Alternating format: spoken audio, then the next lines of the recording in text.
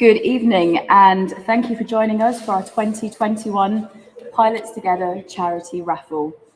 My name's Lindsay, this is Katie, and with some behind the scenes help, we're going to be your host for the next couple of hours. So first of all, we'd like to welcome you to this fantastic venue. We're at the Jet Age Museum here at Gloucester Airport. Now this place is rich in aviation history, right from the very early days of flight, through to the start of the jet age and up to the modern day. We're so lucky to be hosted here and share this amazing backdrop with you.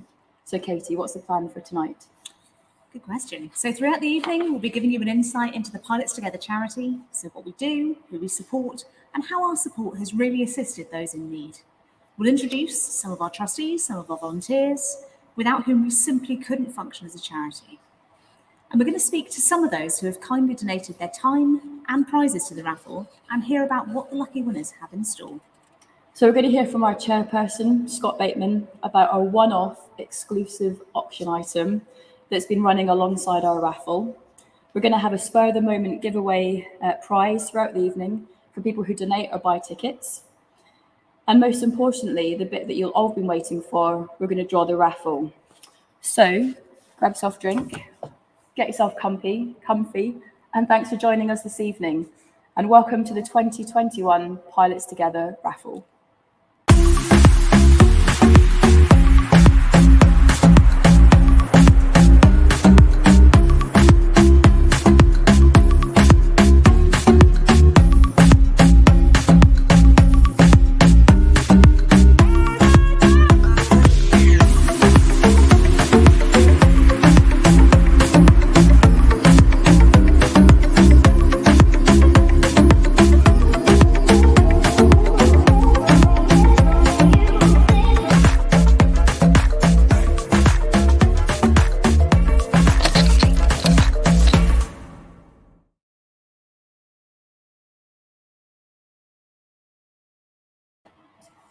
Now, before we give you a little bit of background about the charity, we must mention that the support we've received in the lead up to this event has been huge. Thank you to everyone who's liked our posts, shared our content, and most importantly, bought some tickets. If you haven't got your tickets yet, don't worry, you can purchase them right up until the draw closes. So before we go into the winning lots, Lindsay's going to take a few minutes to talk about Pilots Together. So back in July 2020, the airline industry and the travel industry started to feel the effects of COVID-19. And it was announced that the aviation sector would be facing significant redundancies. Airlines were closing bases, reducing their fleet strength, and even grounding their entire operation in the wake of the significant drop of passenger demand. Now, even with events such as September the 11th, the economic recession, and the volcanic ash cloud, pilots have never faced this level of disruption and uncertainty as they do now. So Pilots Together was established in response to those redundancies. So our charity's mission, as Katie and I is fourfold. Firstly, we want to help pilots continue to pay back training loans, support their families, cover their bills, and get by day to day without suffering economic hardship. Secondly, we want to ensure they don't suffer on their own and that they have someone with whom they can talk to. Thirdly, we want to help retain their skills that they've invested so much in gaining, and more importantly, learn new ones for the future. And finally, we make sure they have a sense of belonging and retain part of their identity. Now, over the last 18 months, we've achieved this by focusing our time on financial support through schemes such as Pay As You Earn, generous donations from the public, and events such as this one. We provided career support, including simulator access, training guidance, license revalidations, financial support, inside of job opportunities, and career and CV support. And last but by no means least, mental well-being, which is provided through our peer support network and professional experts. We want to make sure that these guys and girls retain their identity and sense of belonging. And as a relatively young charity, I want to give you some facts and figures on what we've achieved over the last 18 months. In the UK alone, thousands of pilots have been made redundant. And as a charity, we're privileged to have over 250 of those registered with us. And these represent 9 different airlines. Behind each of those registered pilots is an individual, a family, a burden of responsibility, a feeling of helplessness, and constant worry for their livelihoods. And that is where you, our generous donors and supporters, come in. To date, we've supported our pilots with £126,000 of financial grants that have prevented extreme financial hardship, have facilitated training to maintain licenses, medicals, grants that have provided training opportunities into different industries, and grants that have enabled some of our pilots to become flight instructors, leading to real, meaningful employment in the industry. Now, we've hosted coffee mornings, which have had excellent cake, crew room sessions, and social events, so our pilots can keep in touch with each other. We've established a flying buddy system so that our pilots can pair up and do general aviation flying at a much more affordable rate. And on top of all that, we've signposted the latest job opportunities for our pilots on our website, giving them the best chance for re-employment. So what a great 18 months it's been, and what a journey that we've taken the charity on. And £126,000 of grants is a huge achievement in such a short space of time. And it definitely wouldn't have been possible without the generosity of our supporters. So with that in mind, let's move on to the main event. So this year, to keep things simple, we have one raffle with a variety of great prizes. And in some cases, money can't buy experiences. Tonight, some of those who have generously donated gifts are coming on to talk about what you could win. So I'm not going to take their thunder away. But if you fancy a flight in a vintage World War II aircraft, try your hand at train driving, that'd be quite cool, or put your pilot abilities to the sim, then this is the raffle for you. On top of that, you could win your own piece of vintage aviation port. We've got limited edition prints, pictures that have travelled on some of the most iconic jets that have flown in our lifetimes. We also have a special extra giveaway, which we might have teased earlier this week. Yeah. Thanks to our friends at Aerotiques, one lucky raffle entrant who buys a ticket during this live stream will be entered into a draw to win an awesome bonus prize. So we've been very lucky to have our glamorous assistant, Darren, here today. Very glamorous. And he's got this bonus prize, a 747 window, which is awesome. We're going to have a chat with Darren a little bit later about Aerotiques, the prize, and generally kind of what we've got going on. But thanks, Darren. Really appreciate that. Golf Echo and I have got a little bit of history as well. Talk about that later as We well. will. So please do get buying those tickets. There is plenty of time. Now, this year, we've also got an auction running, which you may well have seen. It's concurrent to the raffle, and I'm going to hand over to Scott to talk about this. Hello, ladies, Scott. good evening. How is it in Gloucester? You're looking great this evening, and you're resplendent in your jerseys. Let's have a look at your jersey there. I've got my Airbus Christmas tree. Very good. Aviation. So, Scott, tell us about this auction item that's running alongside. Well, firstly, can I say that is absolutely awesome that somebody who buys a ticket during this show is actually going to get that window. So get buying those tickets during the show. It's a separate draw. If you buy tickets now, literally now, and it could be one ticket, a million tickets, it doesn't matter. You'll go into that draw for that. That is awesome. And I know what you're going to talk about later when we talk about that airplane, Lindsay. I think I know. Scott, it's got such a close place in my heart. I know. Hey, but I'm going to talk about the auction that we've got running alongside, which is for something else, which is for, have you got it there? You've got it there, haven't you? You have the yoke. I think you've got it. I know there's a slight delay here, but it looks awesome. Yeah. Oh, look at that. Look at that. So there is an auction going on eBay. The link is going to go up in the comments very shortly. You can buy that. That could be coming to your house very shortly. Aerotiques will sort it all out for you. It is off of a Boeing 747 GCIVO. It was a BA 747. It first flew in November 1997.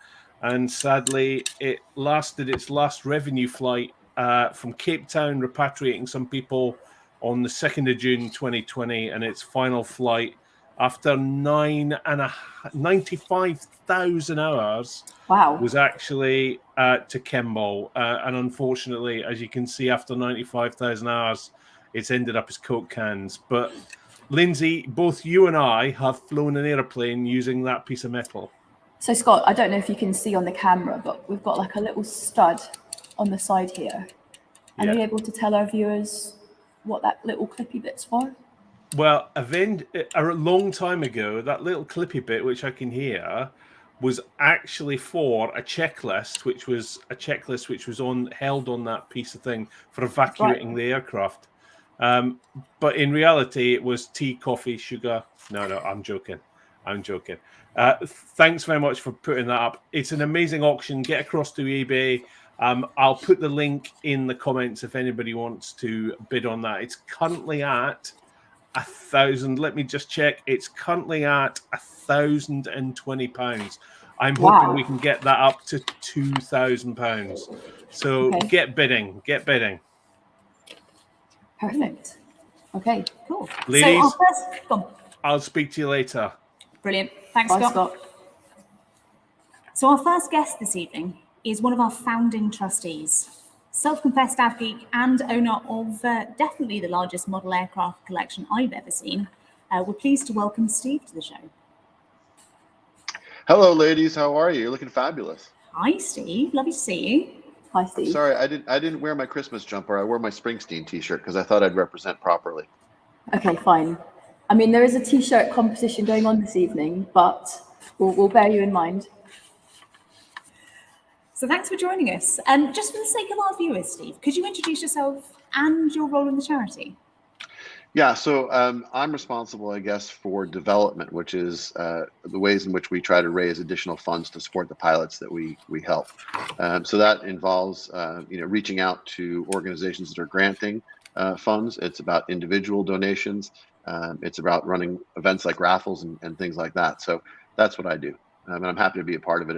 It's been a fantastic experience to be, and we're all in it for the same reason, which is to make a difference for those people who are experiencing hardship. So it's a real privilege and an honor. Absolutely. So why did you decide to get involved and volunteer your time? Well, Scott twisted my arm, first of all, but Sounds honestly, right. yeah, sounds about right.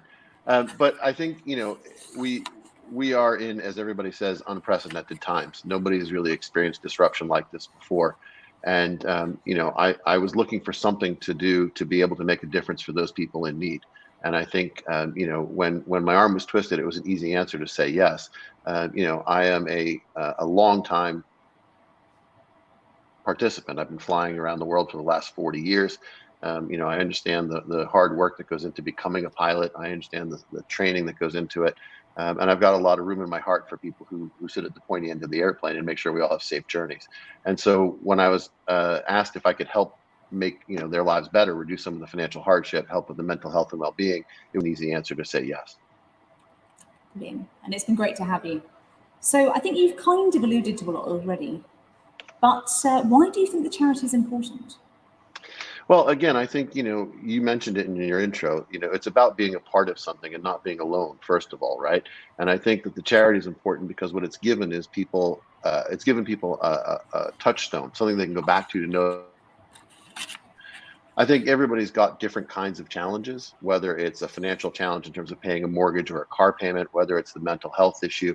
But the whole point is that we wanted to make sure that there was a community here. A community that stood, next to and behind each other, and I think that's why it's important. And I've been, pleasantly amazed and not surprised, but just encouraged by the fact that so many pilots feel such a brotherhood, a sisterhood, a community, and they're willing to stand up for each other. It's just been really fantastic, and I think that's why the charity is there, is to make sure that people aren't alone.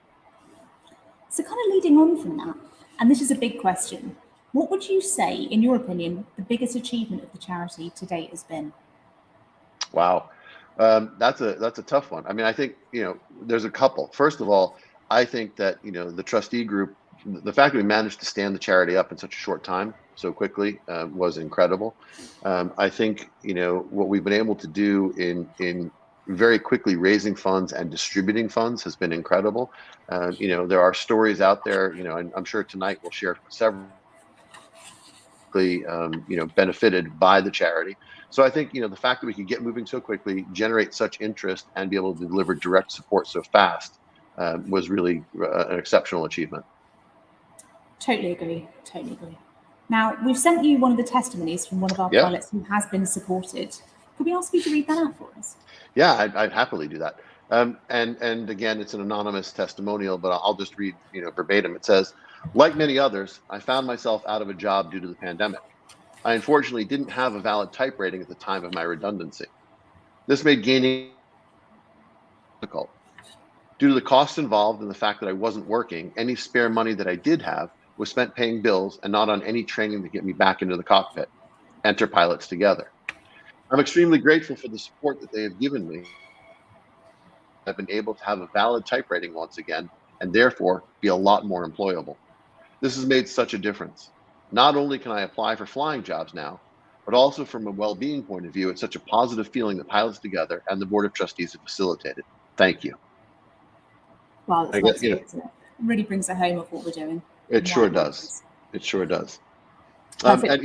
I just want to throw one comment in there.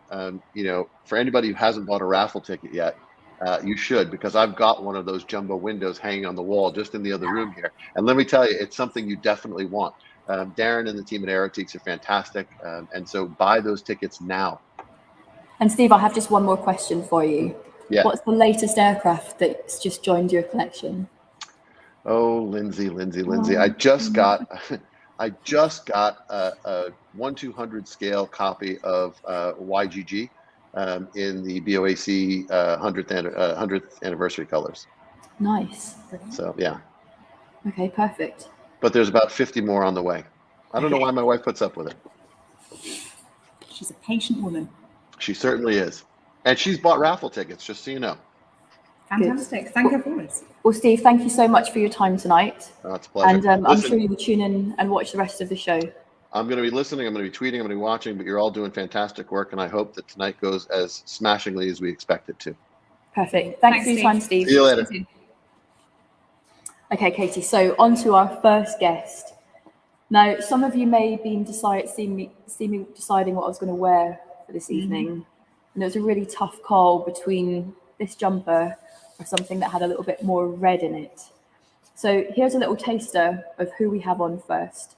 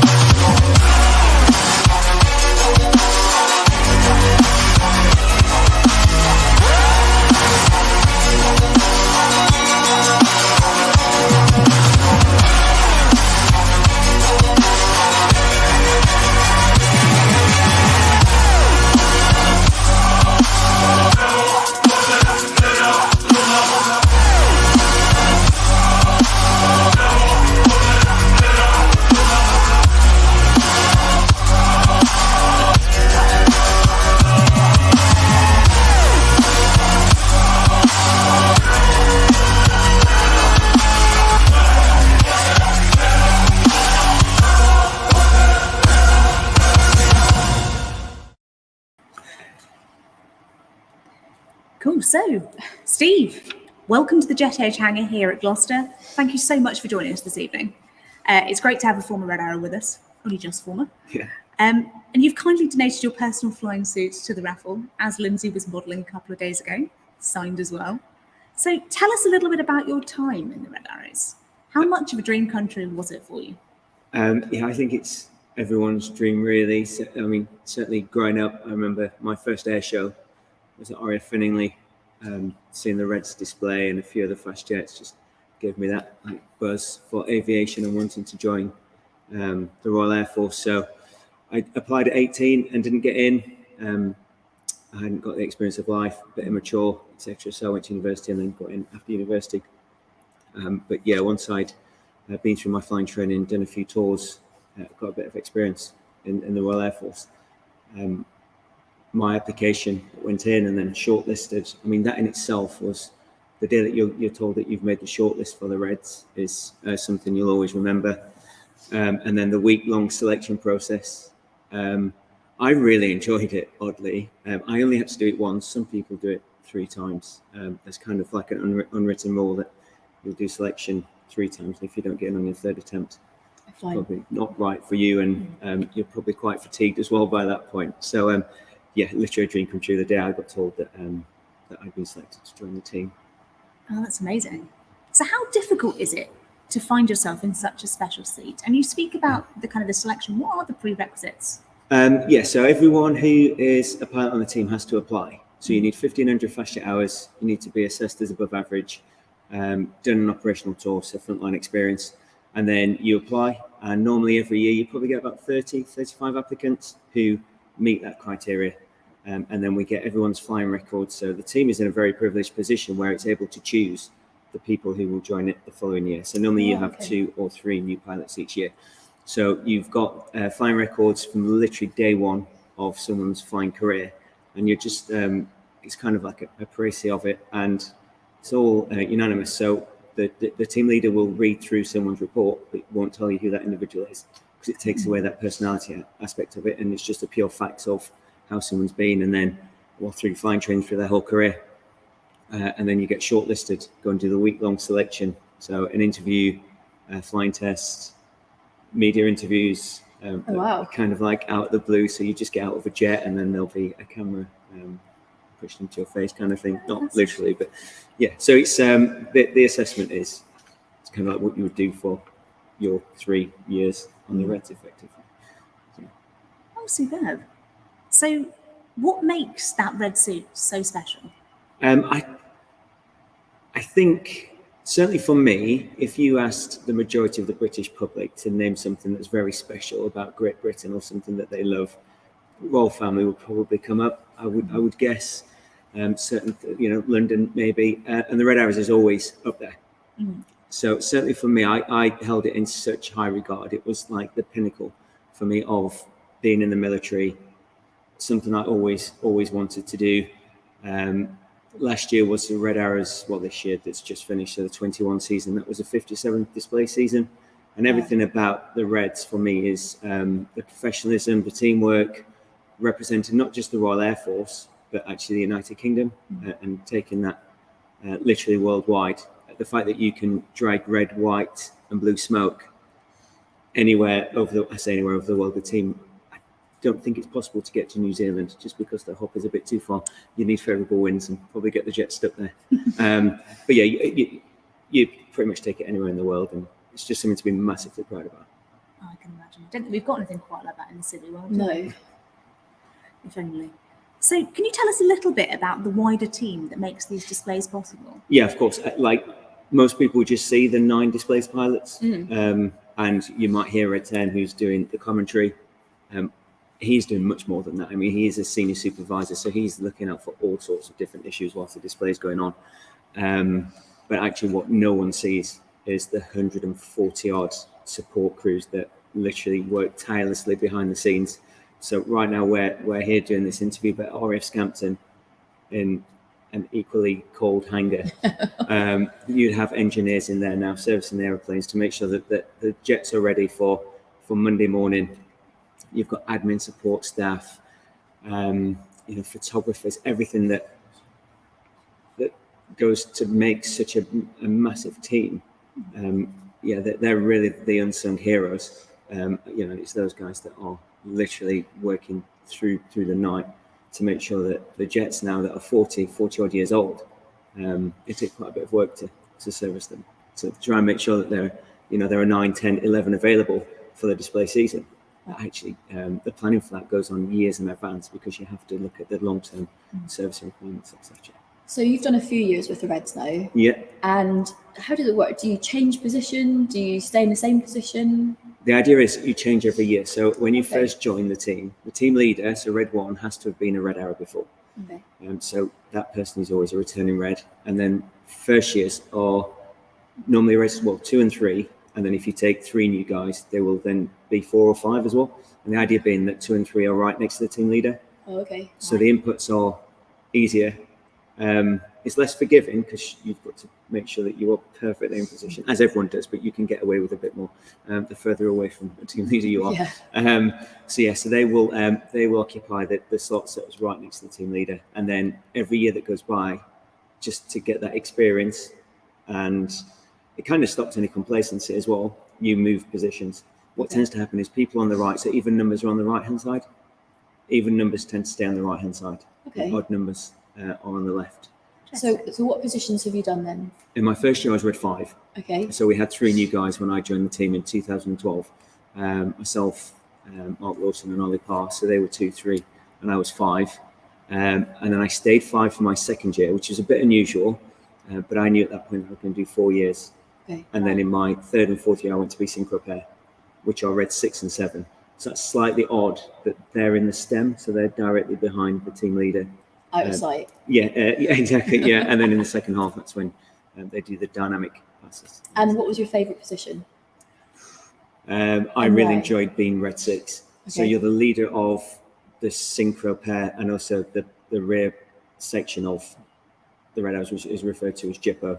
And you're responsible for the whole workup of those 4. So yeah, it's a hugely responsible position. Okay. You're one of only 2 pilots in the Royal Air Force that are authorised to do aerobatics down to 100 feet. Wow. Okay. You're pointing jets at each other Yeah. with the closure of. When you say that, that sounds crazy. Yeah. So that was my favourite position by a long way. Yeah. Okay. So when you're doing your displays as a whole team, you have manoeuvres that you do with all 9 jets, and then you have other manoeuvres where there's maybe just a couple. Mhm.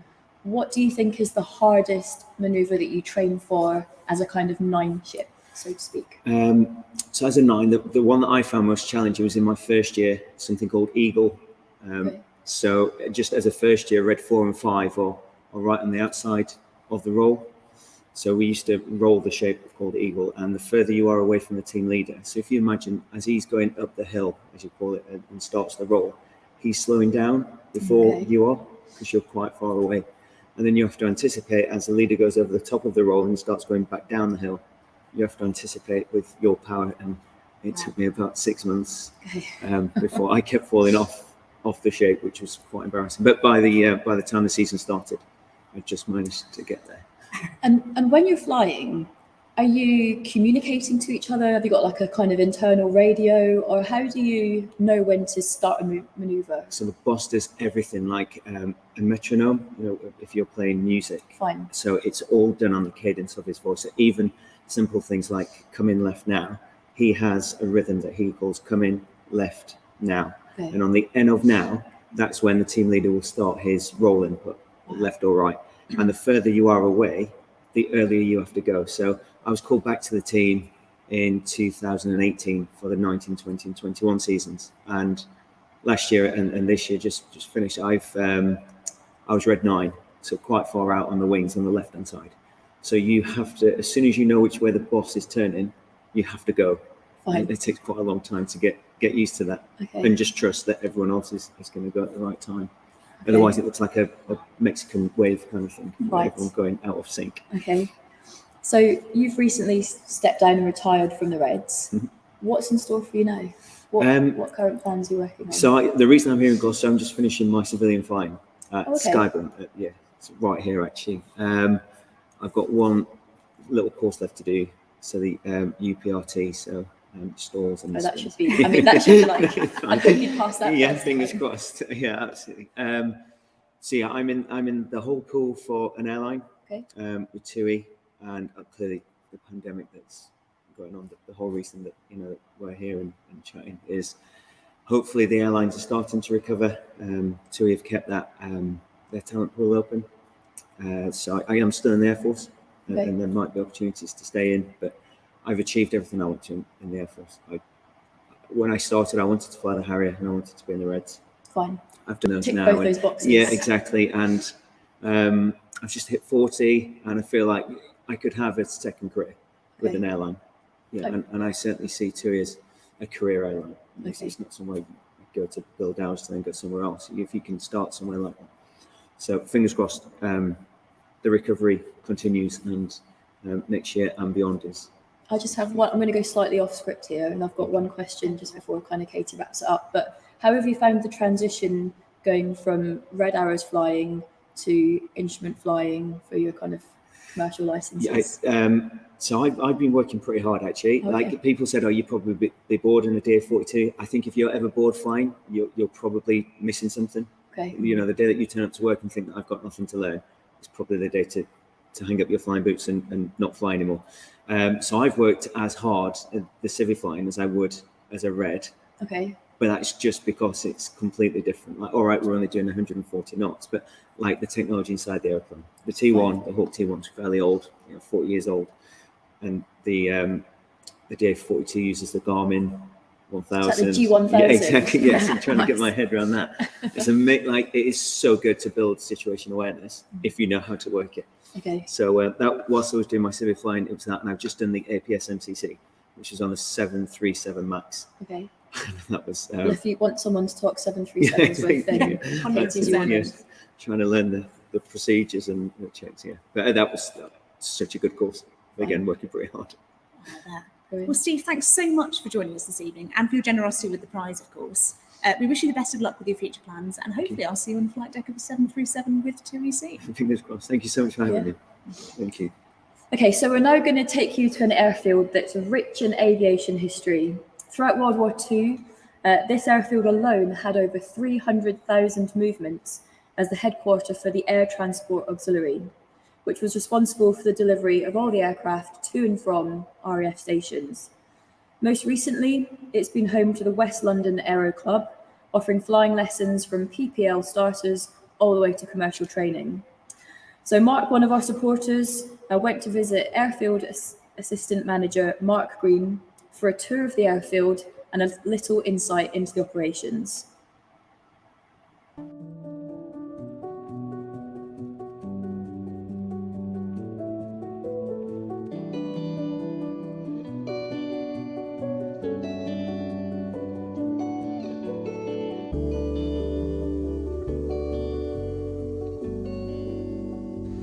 Hi everybody, welcome to the Pilots Together charity raffle. I'm here with Mark Green, who's making me look even smaller than I normally look.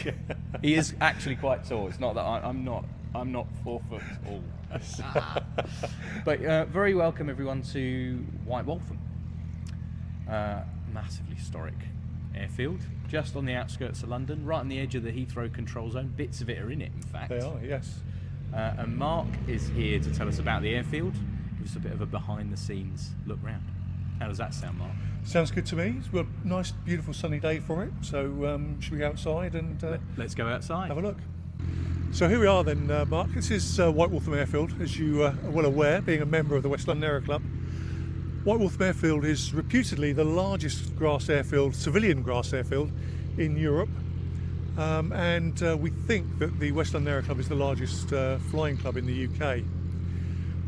All grass runways, 3 of them, in the wartime A-shaped configuration. And although we're grass, we do normally manage to fly all year round because during the war they laid a big steel grid underneath the grass, so the whole of the airfield's got this steel grid underneath it, which is great because it means that we can fly all year round. We don't tend to get bogged down too much, and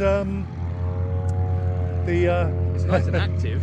it's busy this morning because the sun's come out, so being a Saturday it's very busy, although just recently we've come to the conclusion that every day's a Saturday since lockdown. We've been incredibly busy, so That's good, right? it is good. Yeah, it's good for us. It's good for the business. It's good for the club. It's just good all round, really. We try to keep the peace with our neighbours, though. Noise complaints obviously is the one of the biggest issues we have, and it's probably one of the biggest threats to airfields in the UK. I think is the threat of noise, neighbours complaining, noise, and people getting fed up with it, and building houses on their airfields. Just there's a bit of cub shoving going on here. There is, yeah. Right behind us. And Yeah. let's take a wander. There's and, another British Airways pilot over there who's Oh really? yes, They're everywhere. yeah, Steve Durrell. He looks like he's going to go flying. Yeah, so this is one of 3 Super Cubs we have here. two which are flying and one which is undergoing a restoration at the moment. This one was used for many years as a glider tug, and we bought it, and we use it mainly now for teaching tailwheel flying, doing tailwheel conversions, Right. and occasionally we do a full PPL on it from scratch, but not very often.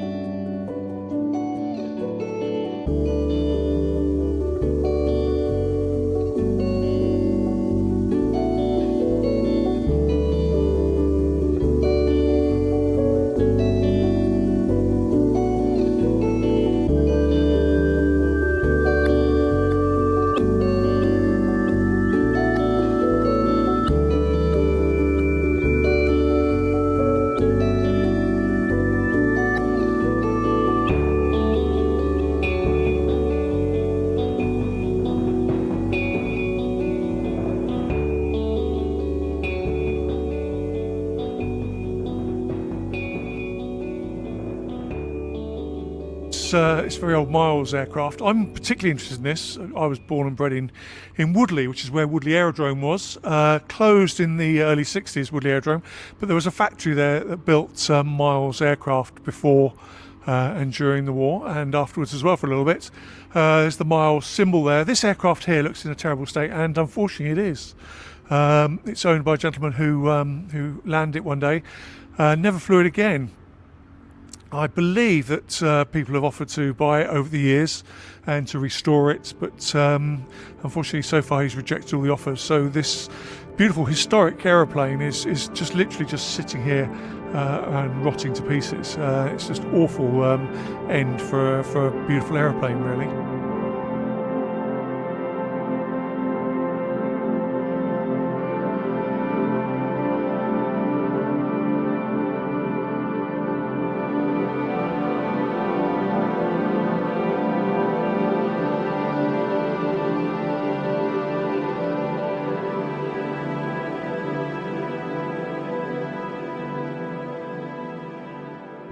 So White Waltham has a quite a long tradition of aerobatic aircraft and aerobatic pilots flying from here, and those pilots have been very successful in national competitions and indeed in international competitions as well. We have Ultimate Aerobatics who are based here, who over the years have taught an awful lot of pilots to fly their first aerobatic sequence, but also we've had the likes of Alan Cassidy, who was certainly national champion, and other people that have gone on to do very well in competitions as well. But Alan's probably the most famous one out there. His aerobatic book is probably the Bible on aerobatics.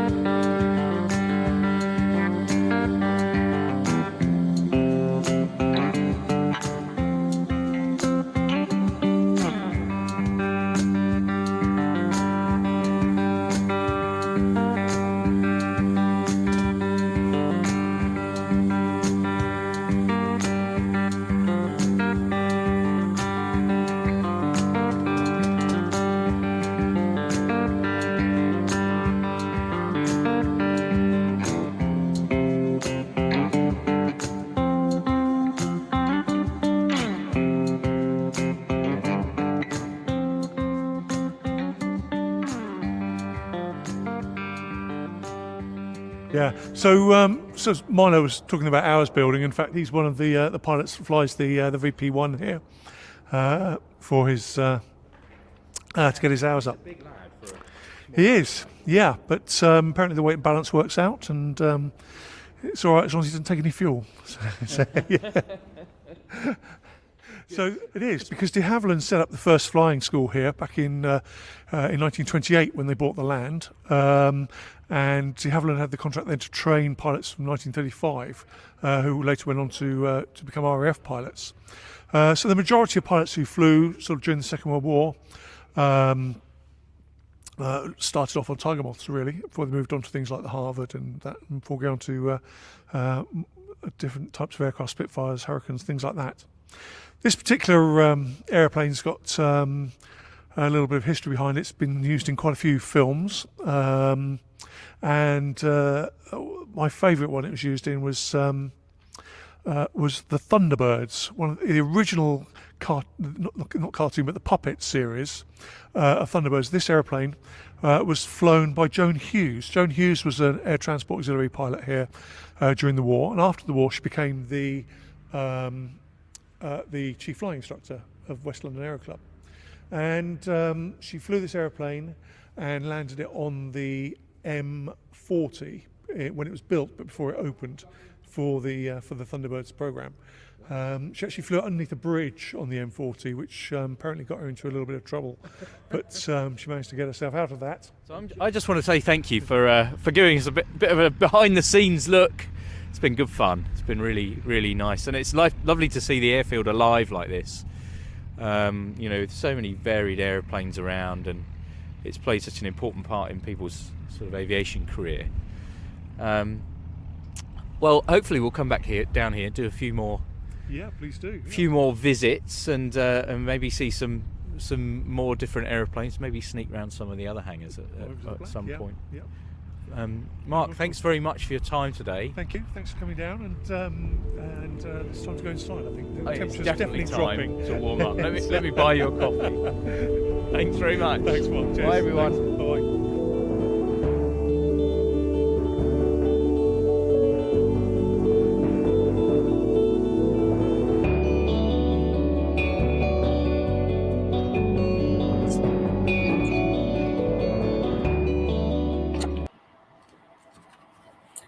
So one of our great raffle lots is an amazing signed print of Concorde, and I caught up with Chief Pilot Mike Bannister earlier this week to talk a bit about it and find out about the background of the print.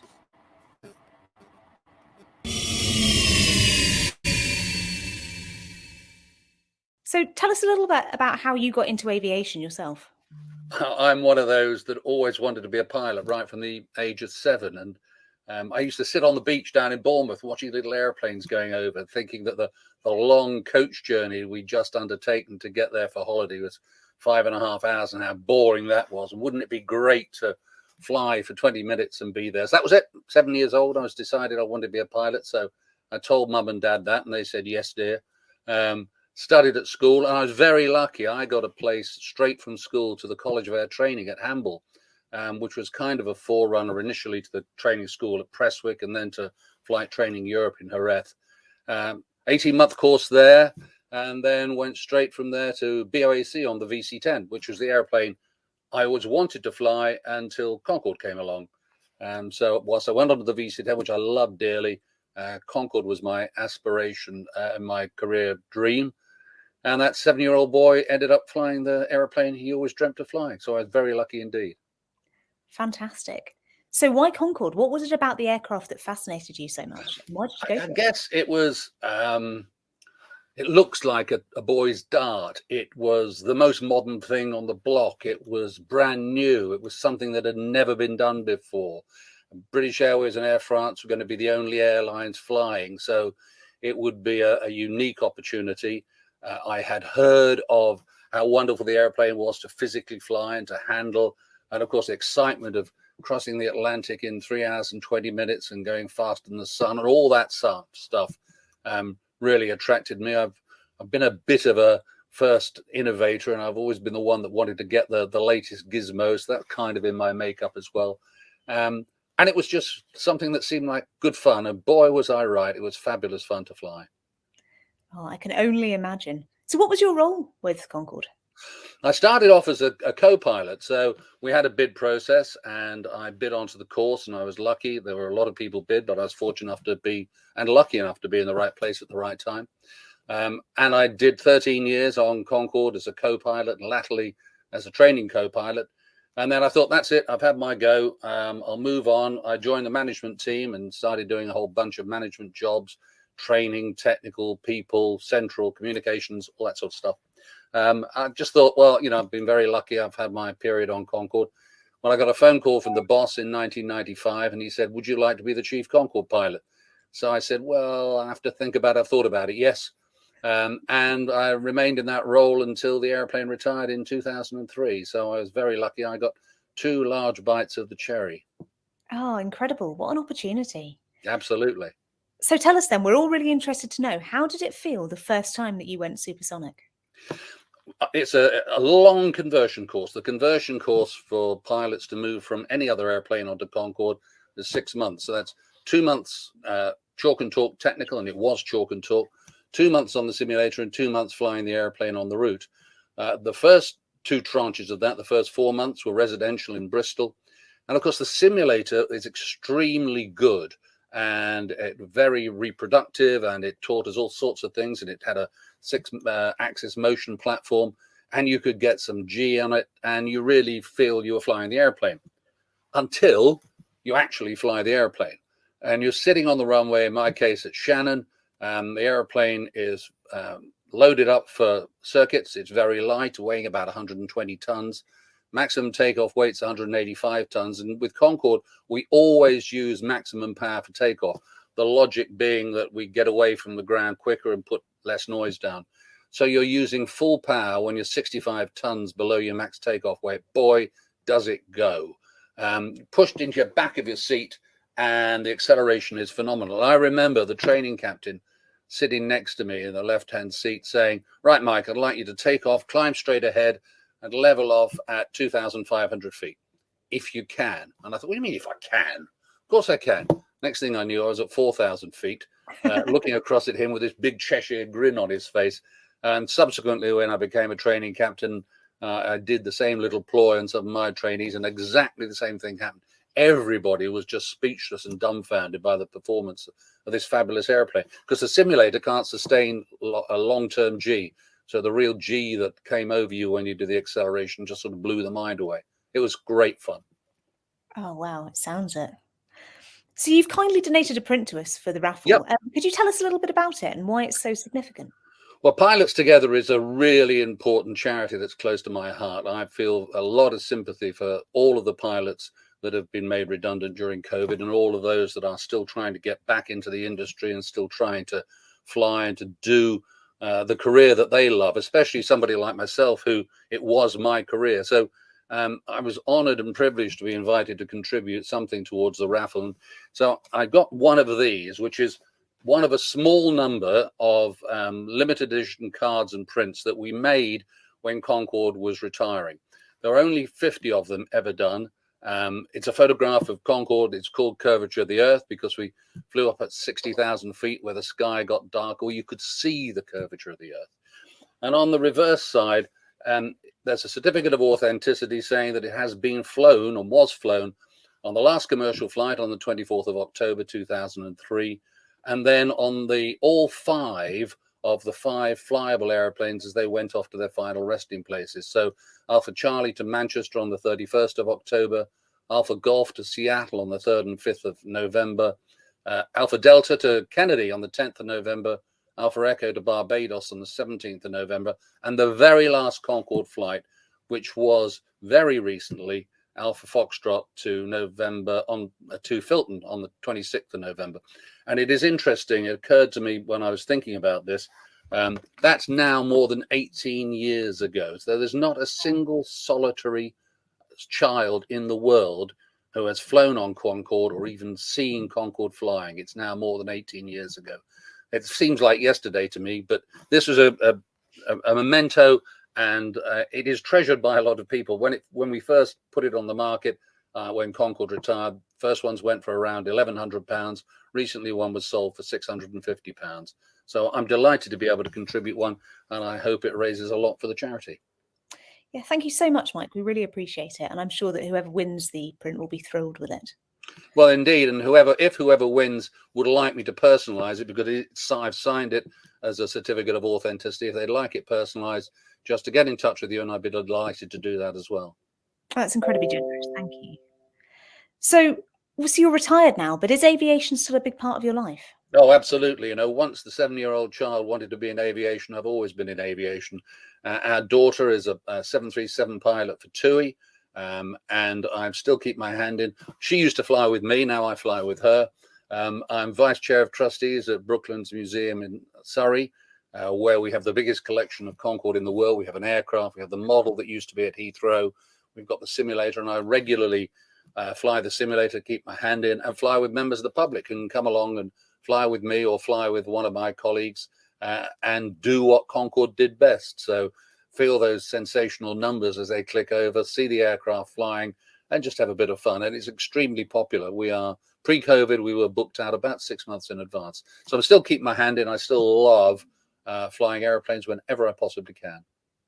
Oh, fantastic. I totally understand having that bug. So just as a last question then for you, what's your most memorable moment in aviation? I guess I've got lots of really memorable moments. I guess like everybody, the first solo, particularly the last ever Concorde flight was memorable, and the emotion around that. But I think for me personally, when I was fortunate and privileged enough to be asked to fly with the Red Arrows for the Queen's Golden Jubilee. So we had Concorde and 9 Hawks of the Red Arrows flying in formation down the Mall at 1,000 feet towards Her Majesty on the balcony of Buckingham Palace to celebrate her Jubilee. And I'd flown with the Red Arrows before, and so I kind of knew what that might feel like. I had no idea what it would be like to be traveling at 325 miles an hour, only 1,000 feet above a crowd of over 1.5 million, where you could actually see their faces and actually see them waving and smiling, and could see Her Majesty way, way, way back because she was wearing this flame orange outfit, and going down the Mall and looking out of the window and seeing the Red sitting side by side right next to us.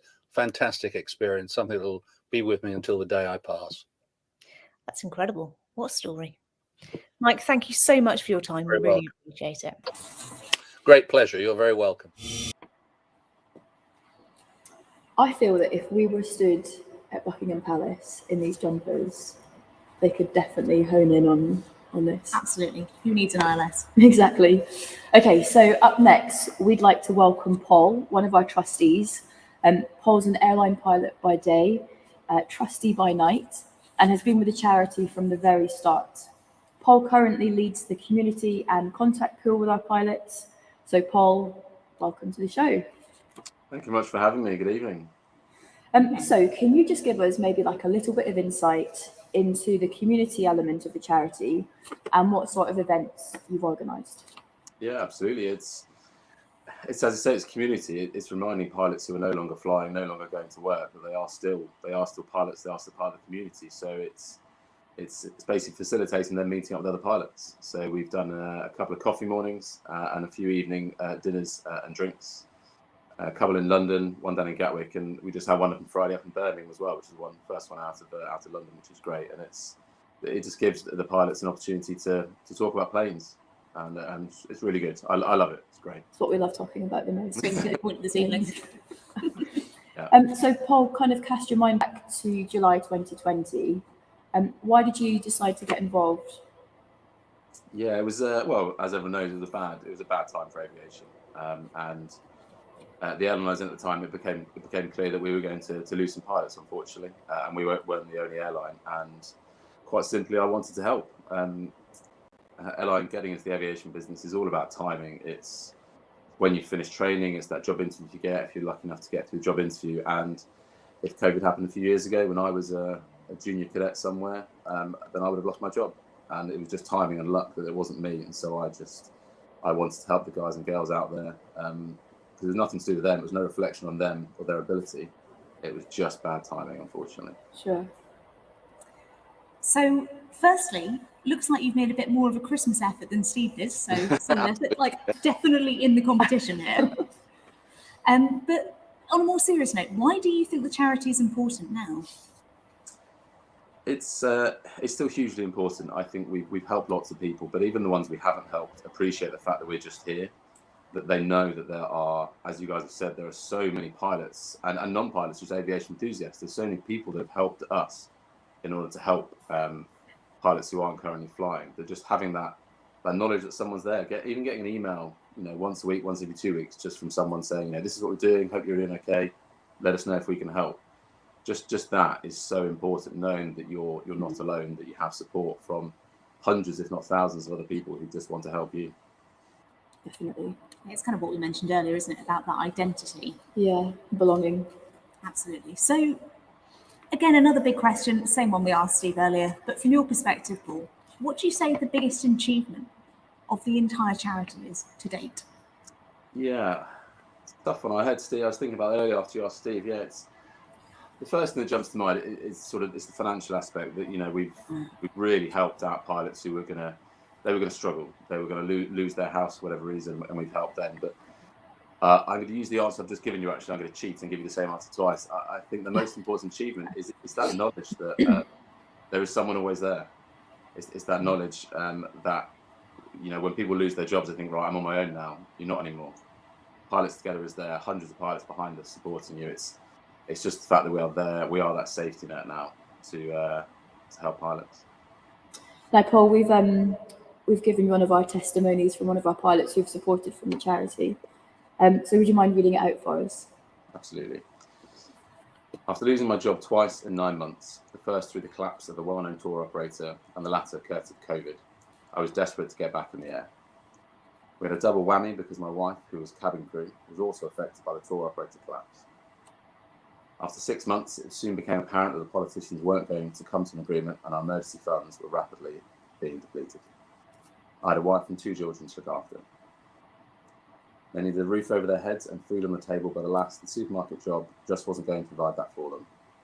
That was when somebody told me about Pilots Together and the great work they were doing in helping pilots get back in the air, which for me, helping fund my EASA license.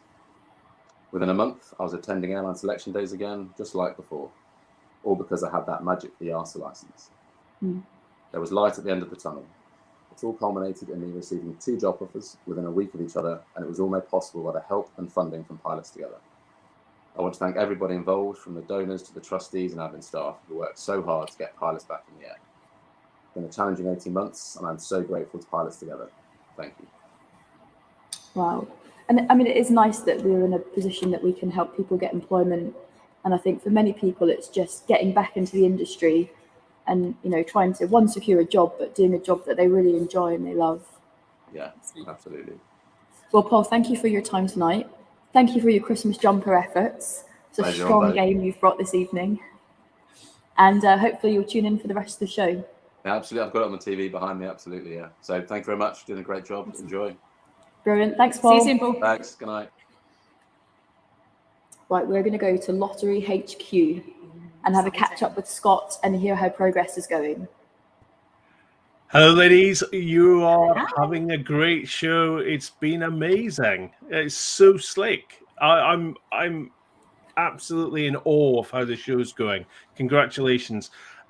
We are very close to our big number. Give us some figures.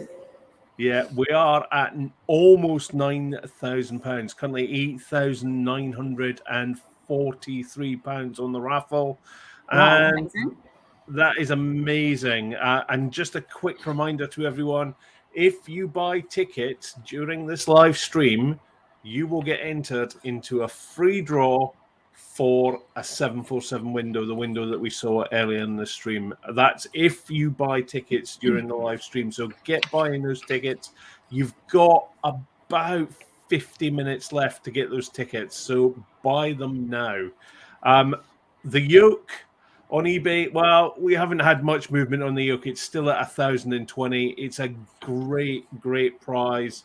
And you've still got it there, I'm sure. The last one that you can buy commercially. There are no more of these available.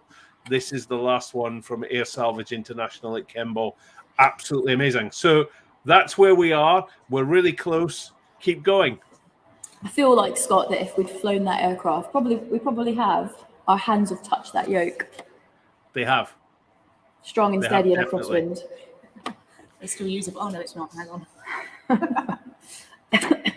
Okay, so up next, we are pleased to welcome John to the show. Now, John is a huge supporter of the charity and has been instrumental in securing the train driving prize. Now, I didn't know how a train driving prize would go down in a kind of AvGeek auction, but everybody that I've spoken to would love to have a go driving a train. It's so unique, isn't it? For the rest of us, you know, planes, I know. it's an everyday thing. Trains, wow. Now, unlike pilots, John likes to work in 2 dimensions, and for the last 36 years, although he doesn't look that old, has been taking in the views of the British countryside as the captain of his own cab. So, John, welcome to the show. Oh, sorry. Typical Scott there. John, I'd like Hello, to have ladies. a look Good at your evening. evening. I'd like to have a look at your T-shirt there. Very nice. Yeah. I've Christmas And it up festive. a bit. And festive, of course. So, John, can you tell our viewers about this great prize and what they can expect on the day? First of all, I've got to put this out there. You can't actually drive it. Right? If I let you drive it, the winner drive it, it would certainly be the last train that I ever drive. So that's yeah. We'll tailor it to suit whoever wins, wherever in the UK they live. We'll try and tailor it as best we can. Again, we'll do a briefing before we go, explain a bit about what it's all about, and then just go out for a spin somewhere. Go out for a spin. Love it. So I know very little about trains. I suspect Lindsay's about the same. What type of train are you going to use, and how long have they been around for? It's there are various types. We have several different types of locomotive that pull several different types of train. Most likely it'll be the UK's standard freight locomotive, which is a Class 66. There's about 700 of them, of which the company that I work for, GB Rail Freight, has about 100. So it'll most likely be that. It could be on a container train, it could be on a stone train, an aggregate train. We operate all sorts of different trains, all the way up to the luxury Royal Scotsman train that is a luxury land cruise all the way around Scotland. So yeah, it could be, but we'll do our best. And first of all, I've got to thank my boss, Steve Turner, who I know watches and is a gold card holder for a major British airline. So cheers, Steve. He'll be doing all the legwork. I might actually be the driver, but Steve's the guy who's put this up. So thanks to him. But yeah.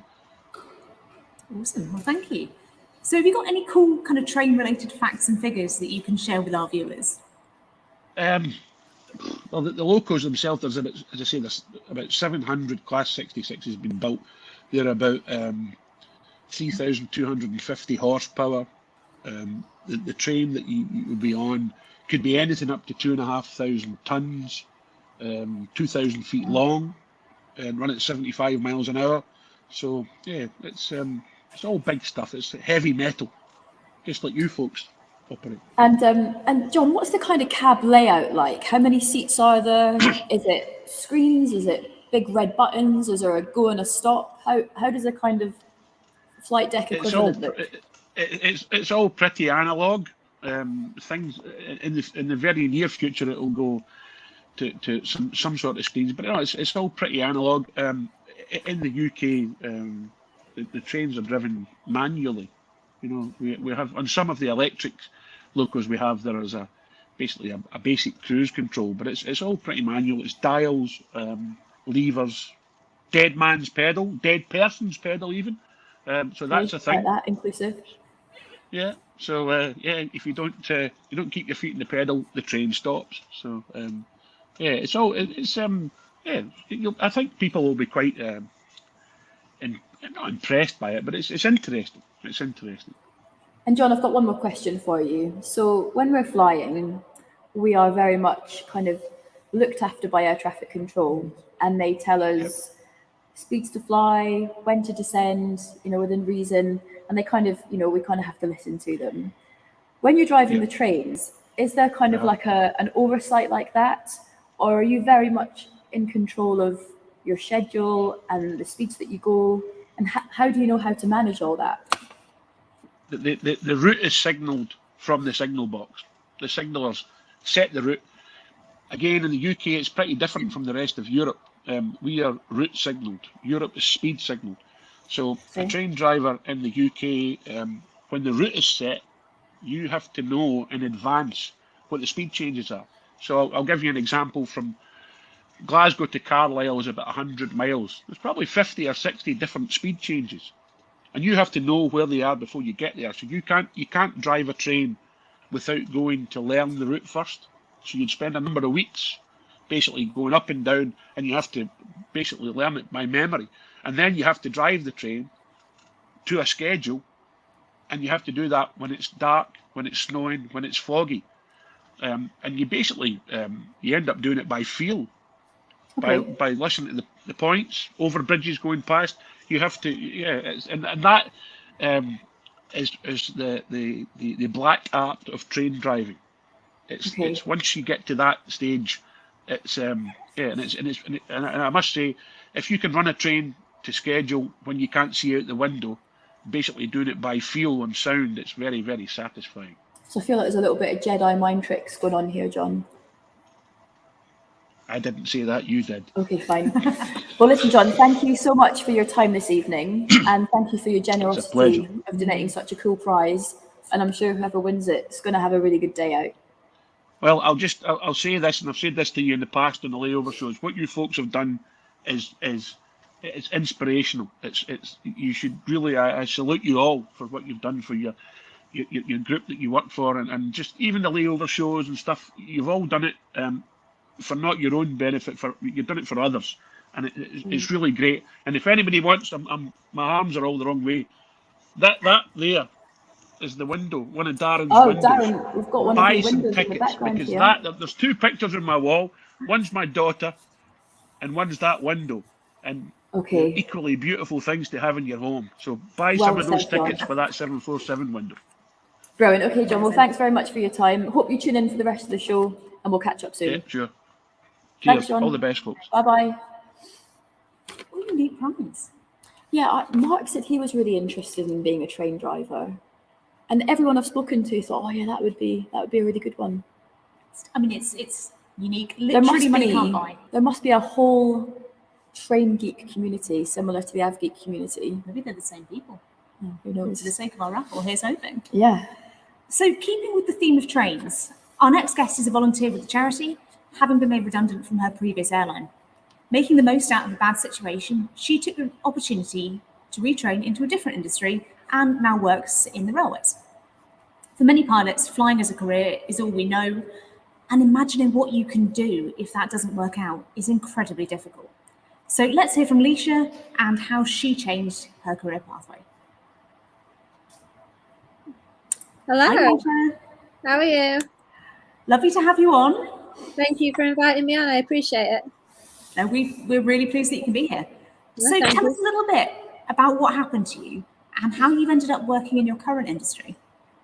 So like many others that the charity supports, I was on the unfortunate end of the COVID-19 redundancies in October last year. And it's hard to describe that feeling of 50 Tesco rejections in your inbox where you're underqualified to be a delivery driver, you're overqualified to be a checkout assistant. And it's quite tough going from something where, as you know, it's your life, it's everything you've given, to then not even being eligible for the basic roles. So it was a challenge, but the railway, as JT's described, is like another family that welcomes you in with open arms. And I was very lucky to be given a position just after redundancy working on the railway as a train guard, which is basically like a cabin crew on the railway. And it's something that for anybody that is ready to leave aviation or has unfortunately left aviation but wants a similar challenge, it's definitely one of the places to be.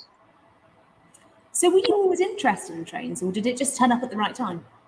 I wouldn't say I was necessarily always interested. It turned up at the right time when not many jobs were going. The railway was one of the industries keeping people moving, keeping people getting to work who were key workers. And unfortunately, a lot of people had to shield with COVID, so they needed fresh people to come in who were still able to work during the pandemic. And it happened at the right place and the right time. Fantastic. A lot of things like industries, right place and right time, isn't it? Absolutely. Absolutely. So as you kind of alluded to, being a pilot gives you a really specific, quite unique skill set. So how have you found these skills to be transferable? I found them to be quite easily transferable, which is really good. As the railway started working with non-tech competencies now, which is starting to be introduced in companies, which, as all pilots will know, are the backbone of every single sim check. And it's so easy when the railways want those exact set of skills bringing over that, actually I can excel at leadership, my communication, my team working skills. And it's so easy to then transfer them over from your LPC, your OPC checks, and even everyday life to adapting them into a new role. It's, as you know, you're not taught how to deal with everything. You use those core competencies, and they're the exact ones that transfer straight over to the railway industry, which has been something that's opened new doors with the customer service, that they want the level of customer service that our great airlines bring every day. So for those who've been ex-cabin crew, that's the type of skills that the railway wants you to bring. They want that customer service and that smile, and it's been very, very easy to transfer over. The route knowledge, as JT says, having to know everything from start to finish, that was the biggest challenge, but it's a very, very good place to be if you want something similar to aviation.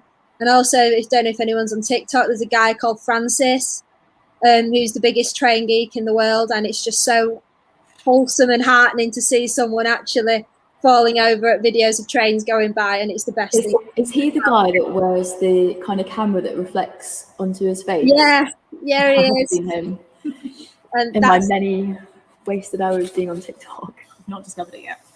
Yeah. I started as a download joke at the start of lockdown, and he's still going. And he's very strong as well, by all accounts. So what do you most enjoy about this job? What I enjoy most about the railway is definitely the similarity to aviation, the shift working, so having the flexibilities to work early, to work late, and I like the variation. So you go in and every day is different. It's not the same set routes. It's not the same people you bring into work, and it's an experience, to say the least. And yeah, that's what I like about it. It's not your regular 9-to-5 office job, which is, I know, what us in aviation want to get away from. Of course, yeah. I mean, I think I'd struggle being 9-to-5 now. I love a bit of variety. Yes, I've tried. It didn't go well. So you've been both a volunteer and a member of Pilots Together for some time now. And how do you feel that the charity supported you, or how have you benefited from us? I think the charity is so important because it brings that family feel to aviation when you feel like everything's lost after redundancy. And it might seem daft. I know people sometimes look on the outside going, well, pilots are some of the best paid in the country. How are they suffering after redundancy? Sure. But a lot of people don't realise that some of the airlines, those who are on the tailing end of the redundancies, are still new pilots who have got quite big training loans that they're still looking after, and the hundreds of thousands, and have got quite a lot of debt racked up, and the bills and everything that are settled around your salary that has suddenly disappeared. And it's not easy to walk into a job that pays anything near similar to what aviation does, and then you see yourself on the tailing end of £2,000 a month to a bank, and you don't realise how you're going to make ends meet. And that's where this charity has been so important, is that it's knowing that you're not alone. So from the bursaries for people that have needed the support has been absolutely fantastic, to just having someone to talk to when you feel like all hope is lost and there's new rules and regulations coming in, and knowing that you're not alone going through this whole life event, that there's other people with you and you don't have to sit by yourself. And the mental health side of things with the Pilots Together have opened up, I think, is going to be quite life-changing for pilots who don't normally speak out without risk of the medicals. And it just gives something else that you thought was gone when you left that airline family that you were with. Of course. It's what Paul said earlier, really, isn't it? That sense of belonging. Yeah. And what's your plans for the long term? Are you going to stay within the railways, or in time do you hope to come back to the skies? I hope to come back to the skies. There are things in the pipeline depending on the new restrictions and lockdowns and how that may unfortunately affect passenger bookings. We just don't know. But all being well, if things continue, I should hopefully be back in the sky in the next few weeks. If not, then I know I've got a very good career to keep behind me that I'll be sad to say goodbye to if it does come to leaving. We wish you very best of luck for the future and your journey back to the skies. Yeah, Alicia, thanks so much. We really appreciate you coming on. Thank you very much for having me. I appreciate it. Thank you. Thanks. Bye-bye. Bye. Really interesting chat, isn't it? And actually really interesting how, you know, I think as a lot of pilots think, well, I don't know what else I would do if I lost my career.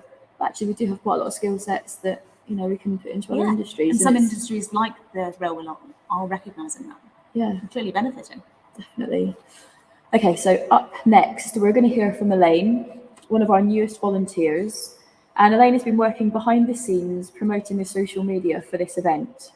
So earlier today, Elaine caught up with Scott, and let's hear what they had to talk about.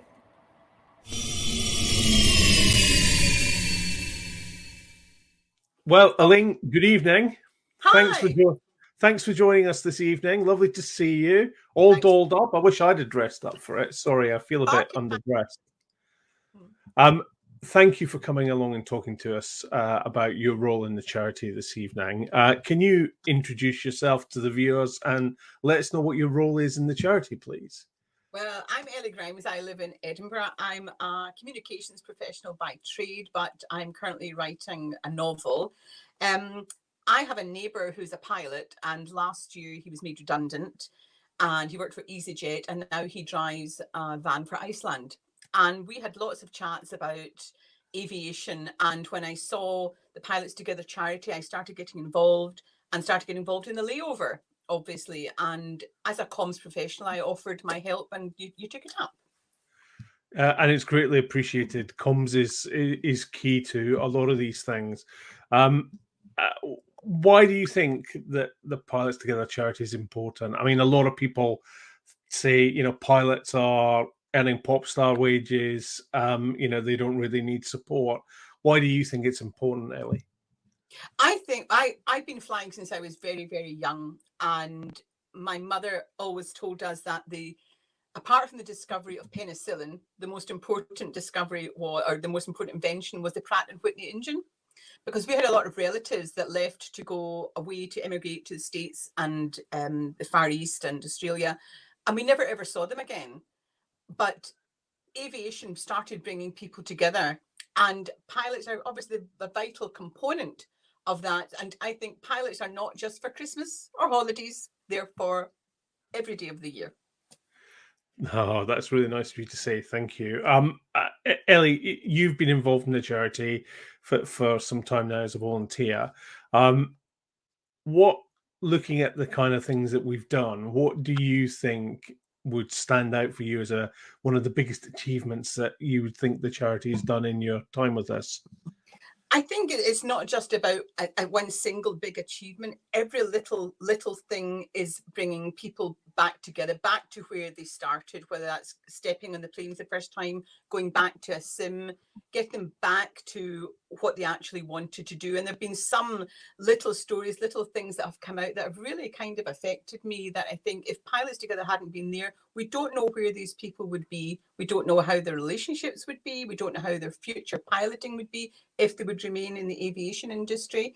So I think it's not just one major thing, it's all the little bits, that the little bits of money that are given out that help people in so many simple ways.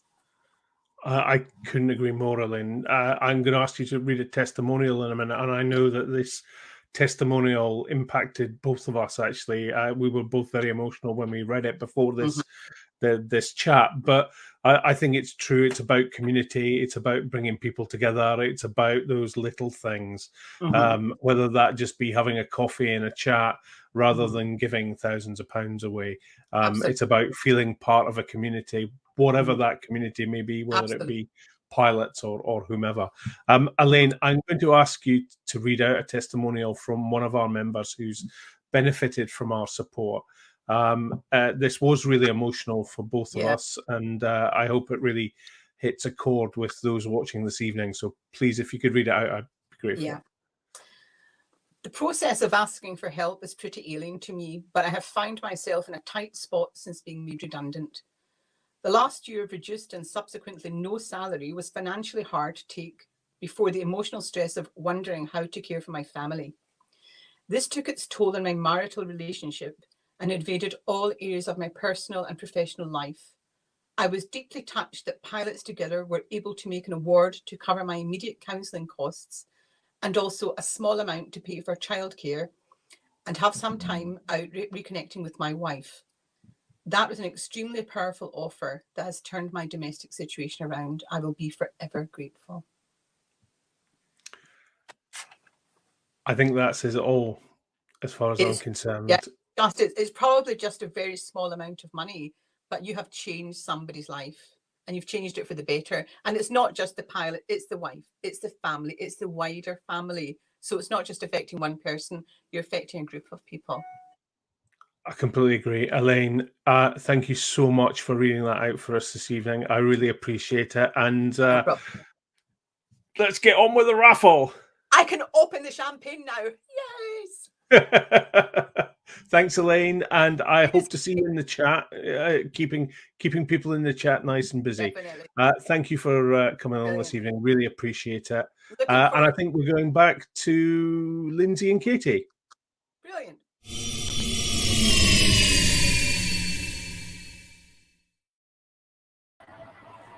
It's not quite champagne, but it will do. Yeah, correct, it will do. So we've got less than 15 minutes now to get your tickets. Pressure. But we've also been given a second awesome prize giveaway, which again is going to be drawn for somebody who's bought tickets during the live stream. And this is a book all about the Battle of Britain Memorial Fight season, which has been kindly donated by Lisa Harding. So even more reason to pick up those tickets. Now we're going to go back to Scott, having just heard from him. I mean, he has been quiet. He has been lurking in the background. It's been a lovely change. But I had a bit of a chat with him to talk about how the last 18 months have been as chair of the charity.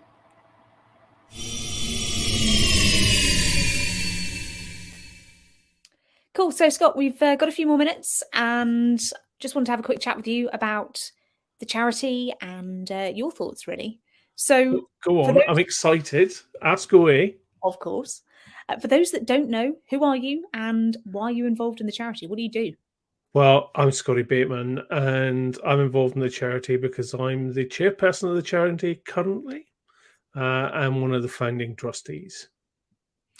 Awesome, thanks. So what made you get involved?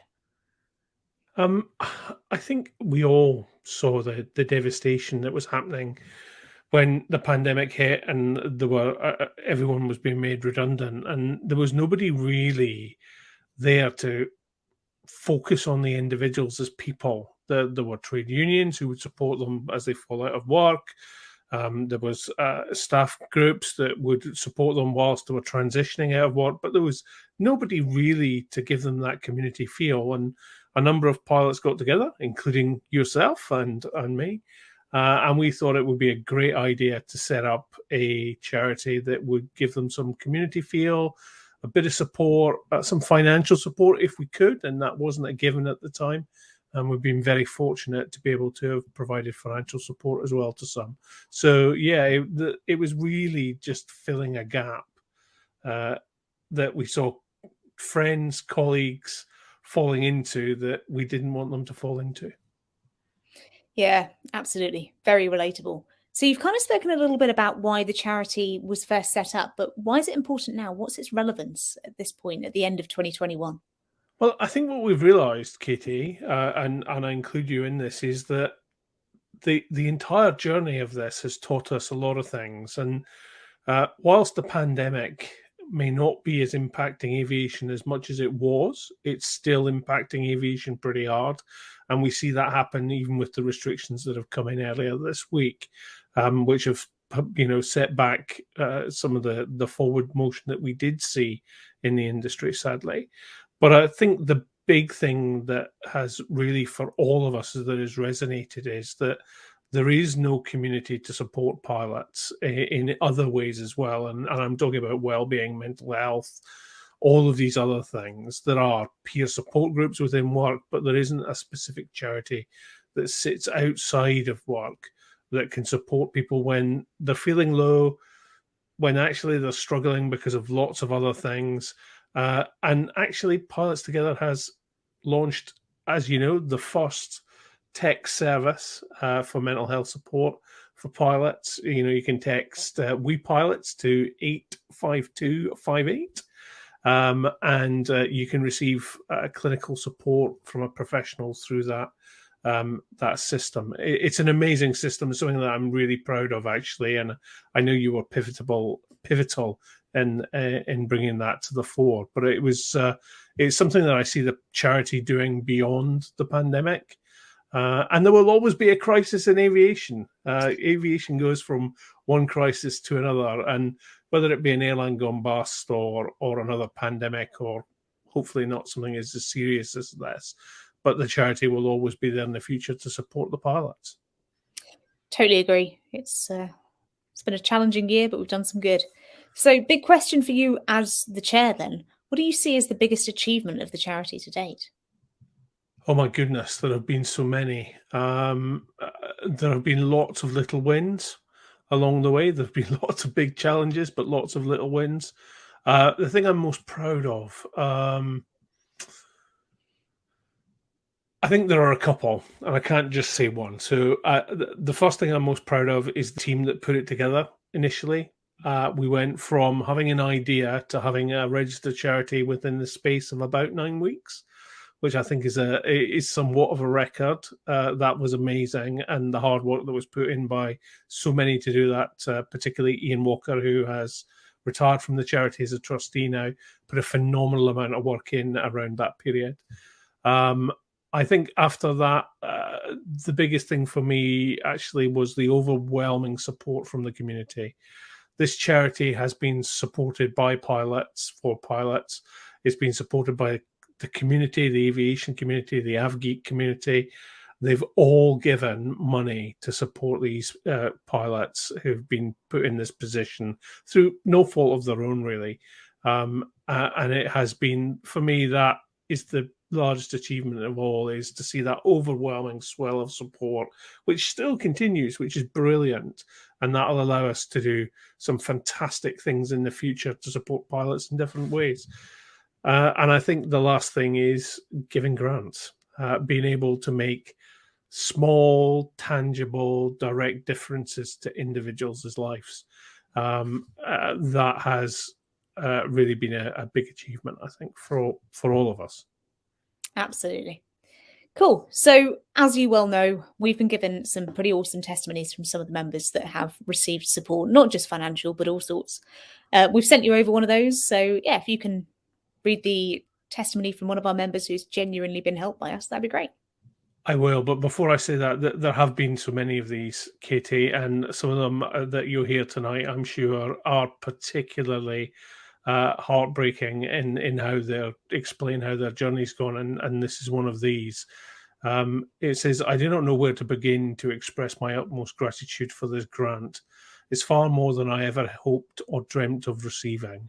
The last 2 years were surely the most difficult 2 years of my life, and I have to admit that there have been many tears of sadness and despair, countless sleepless nights and worries, and I still try to banish to this day. I have to admit that today I've shed tears of joy and gratitude, knowing that people out there still care and understand. I thank you for this generous gesture and act of kindness. Without sounding too emotional, I hope that one day I will be able to contribute and pay this great community back, not only by financial means, but also by helping out in every way possible. You have given me the hope and compassion that still rides within our community, and I thank you for that.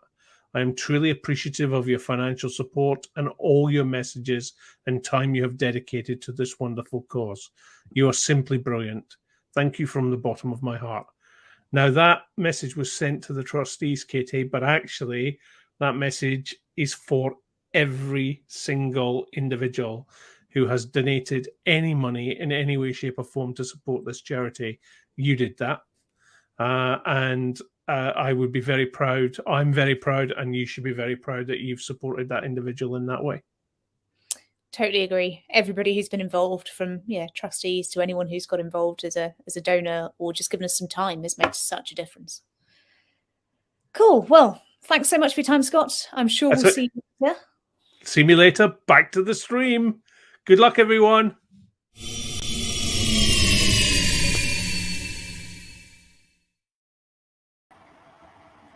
Now, just before we bring in our next guest, I've been having a little bit of stick back here. Few things. First thing is how Scottish I went when John came on. Oh, it was not subtle at all. No, it's like someone flicks a switch when I speak to another native Scots person. Does it not work with Scotland? No, I think I'm just... Have you figured he's a traitor because he's left? Yes. Reasonable. And I've also decided that the next live draw is going to be in June. Or on a beach. Or on a beach. Should we do it from the Caribbean?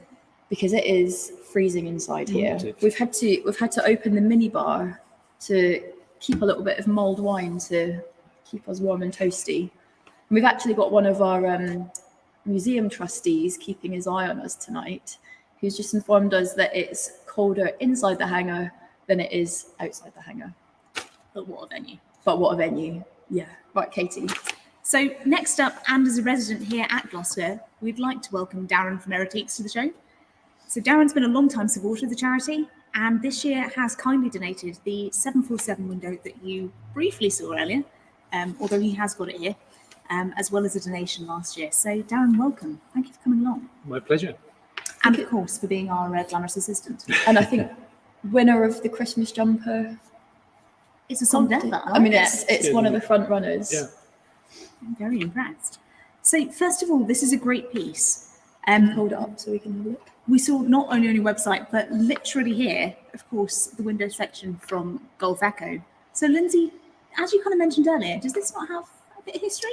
Well, it does. It actually has a little bit of history with Scott and I. So Scott and I flew this jet to LA, and we found ourselves behind the scenes at Cirque du Soleil on one of their shows.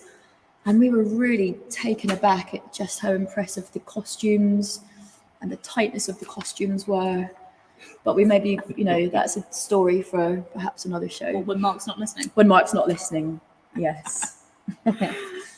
So Darren, it blows my mind the creativity that you have turning the leftover bits, what is essentially scrap metal, into some incredible bits of furniture and beautiful decorative pieces. So tell us what's keeping you busy at the moment. Well, over the last 18 months, obviously with the retirement of 747, that's been pretty much exclusively what we've been working on. But we're coming to the end of those now from the BA and Virgin fleets, of course, with just a couple more left to scrap. So we're getting back into the other bits and pieces that we've been doing right since the business started, some 5 years ago. But anything aeronautical is made with high quality materials. It's aerodynamic, it's sleek. So it's not always a difficult transition to make beautiful things with this material. They are really incredible. And you've brought some pieces with you today.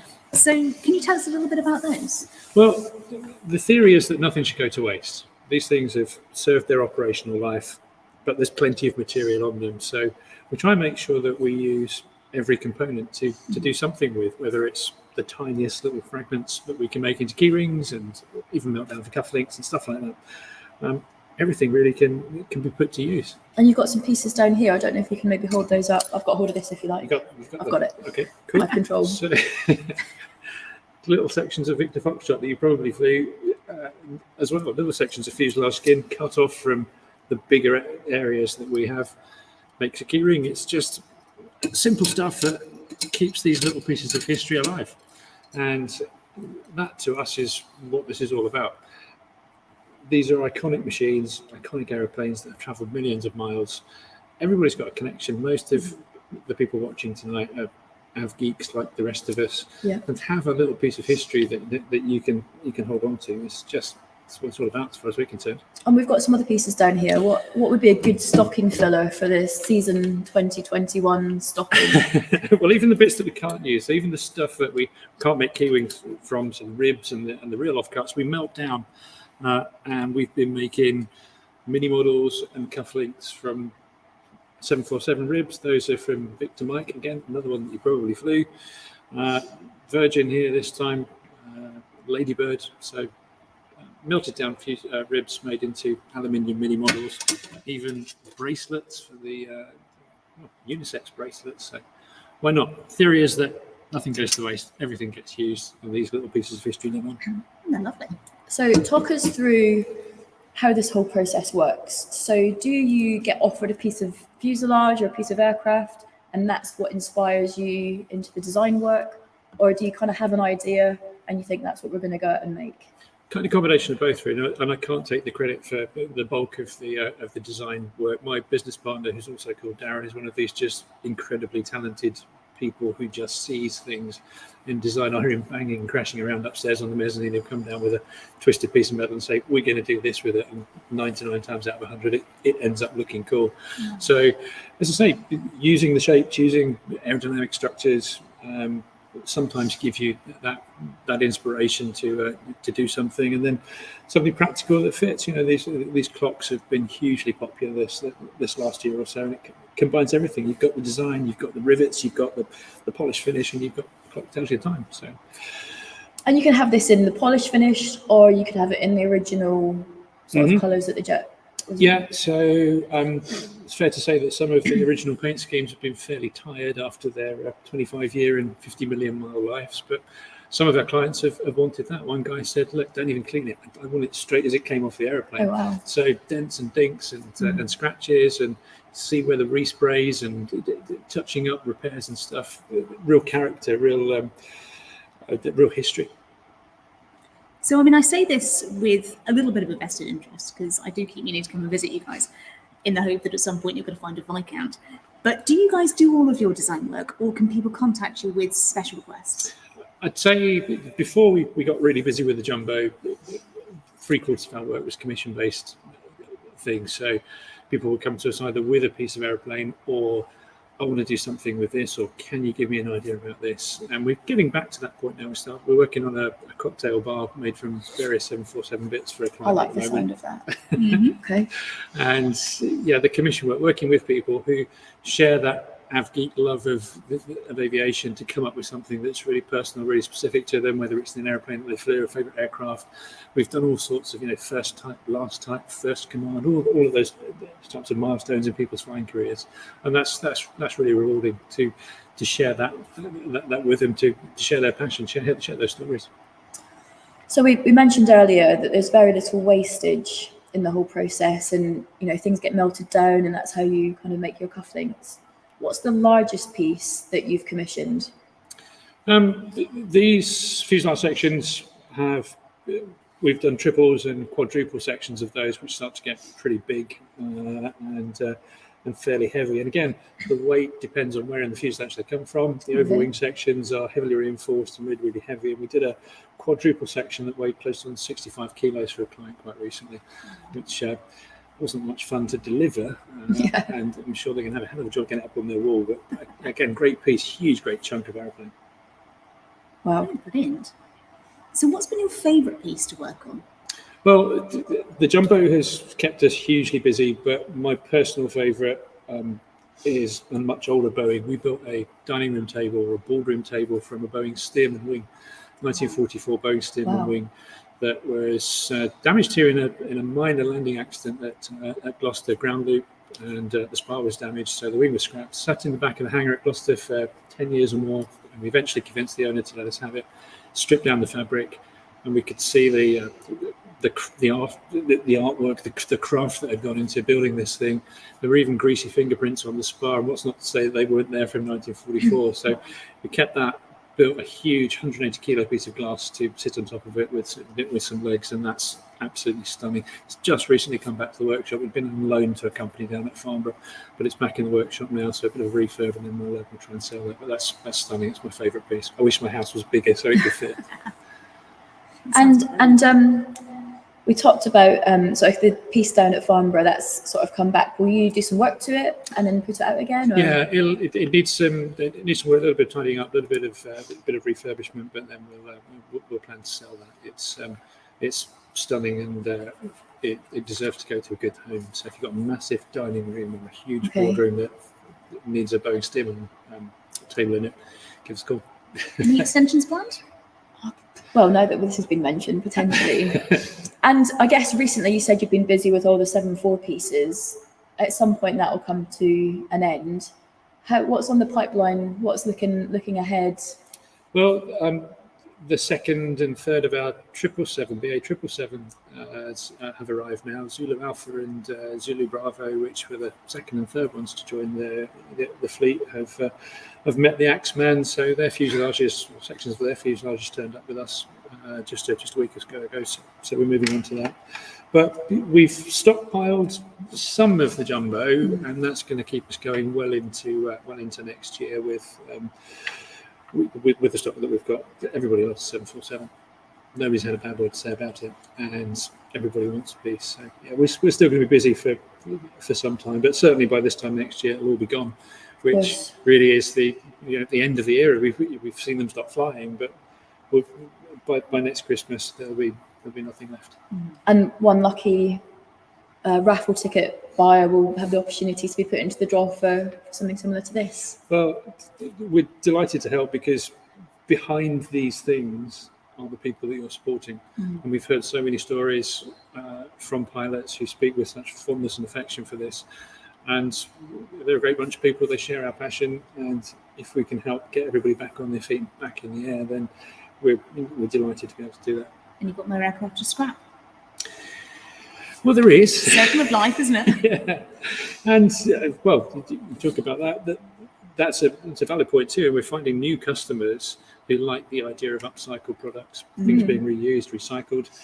You don't need to buy a clock that's travelled halfway around the world in a plastic package and all that type of stuff, when you can make a clock from something that really has travelled all the way around the world and can be reused and repurposed.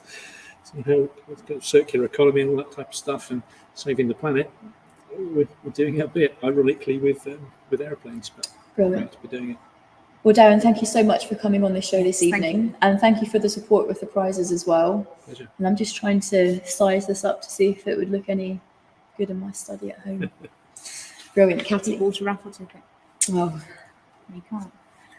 Somebody will win. So, lastly, but by no means least, Paul Finch, one of our volunteers, is going to join us. I mean, technically, Paul and Lindsay spoke a little bit earlier in the week, but they spoke about his new role as a volunteer. He's the winner of the T-shirt competition, but not the winner of the Christmas jumper correct. competition, because I'm not sure anyone's going to beat Darren now. Pilot by day, volunteer by night. Let's hear from Paul about his new role.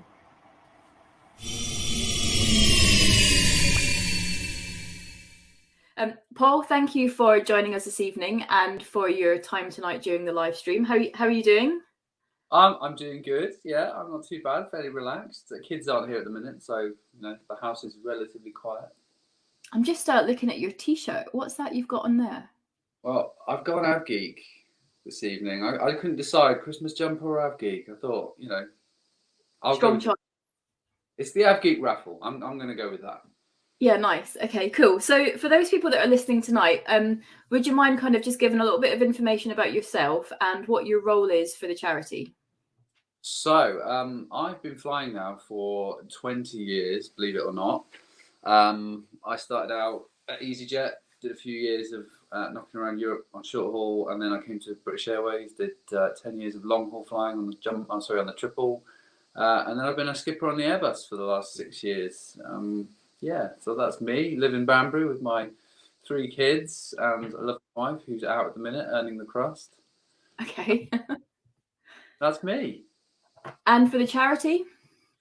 So I got involved with the charity about 3 or 4 months ago when I was hunted down by Katie and Scotty to work on a project that is ongoing in the background.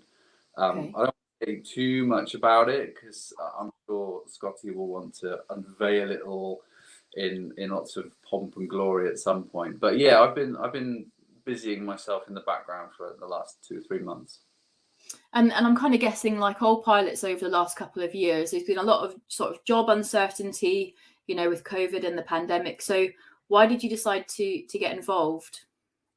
Well, I think the last couple of years has highlighted to everybody just how fragile our industry is. I understand what it's like to be at those vulnerable points of your career. I've been there. I've never been caught out quite as badly as some people have. And, I've seen friends and colleagues fall over the last 18 months, and it's always it's always kind of been in my nature to turn around and pick them up if that happens. So this was an ideal opportunity to help those people that really have come a cropper really over the last 18 months. Brilliant. And I guess, within the last couple of weeks, the maybe like a tide has turned slightly within the industry, and it's begun to open up a little bit more. We've got, transatlantic travel back. And so there's maybe an argument that the charity's, not needed as much as it was 18 months ago, a year ago. Why do you think it's sort of as important today as it was back then? Oh, I mean, yeah, we were heading in the right direction. It was all looking rosy, wasn't it? And then we've had a few setbacks over the last few days with border closures and things. And I think the recovery was never going to be linear. Although we seem to be on the right path, there's always going to be hiccups along the way. And we've had this happen before. This has been the biggest event we've seen in aviation, but it has happened before, and it pains me to say it, but it will happen again.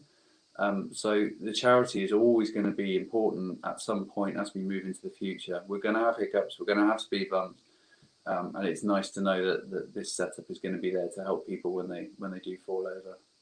Definitely. And as a charity, we're still relatively young. We're about 18 months old, but within that sort of 18 months, from your time with us and kind of looking back to before you joined, what do you kind of see as our biggest achievement to date? That's a really difficult question. And I'm going to go with literally the speed at which people put this thing together.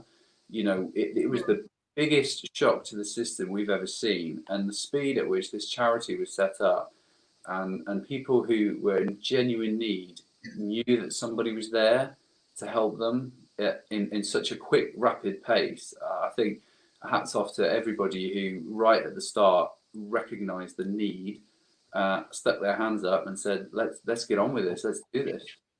Yeah, definitely. Yeah, it was, I guess when you think about it, it was a couple of months to get us registered as a charity, and then a few months after that we were in a position to start giving out sort of grants and help. So yeah, definitely. Yeah.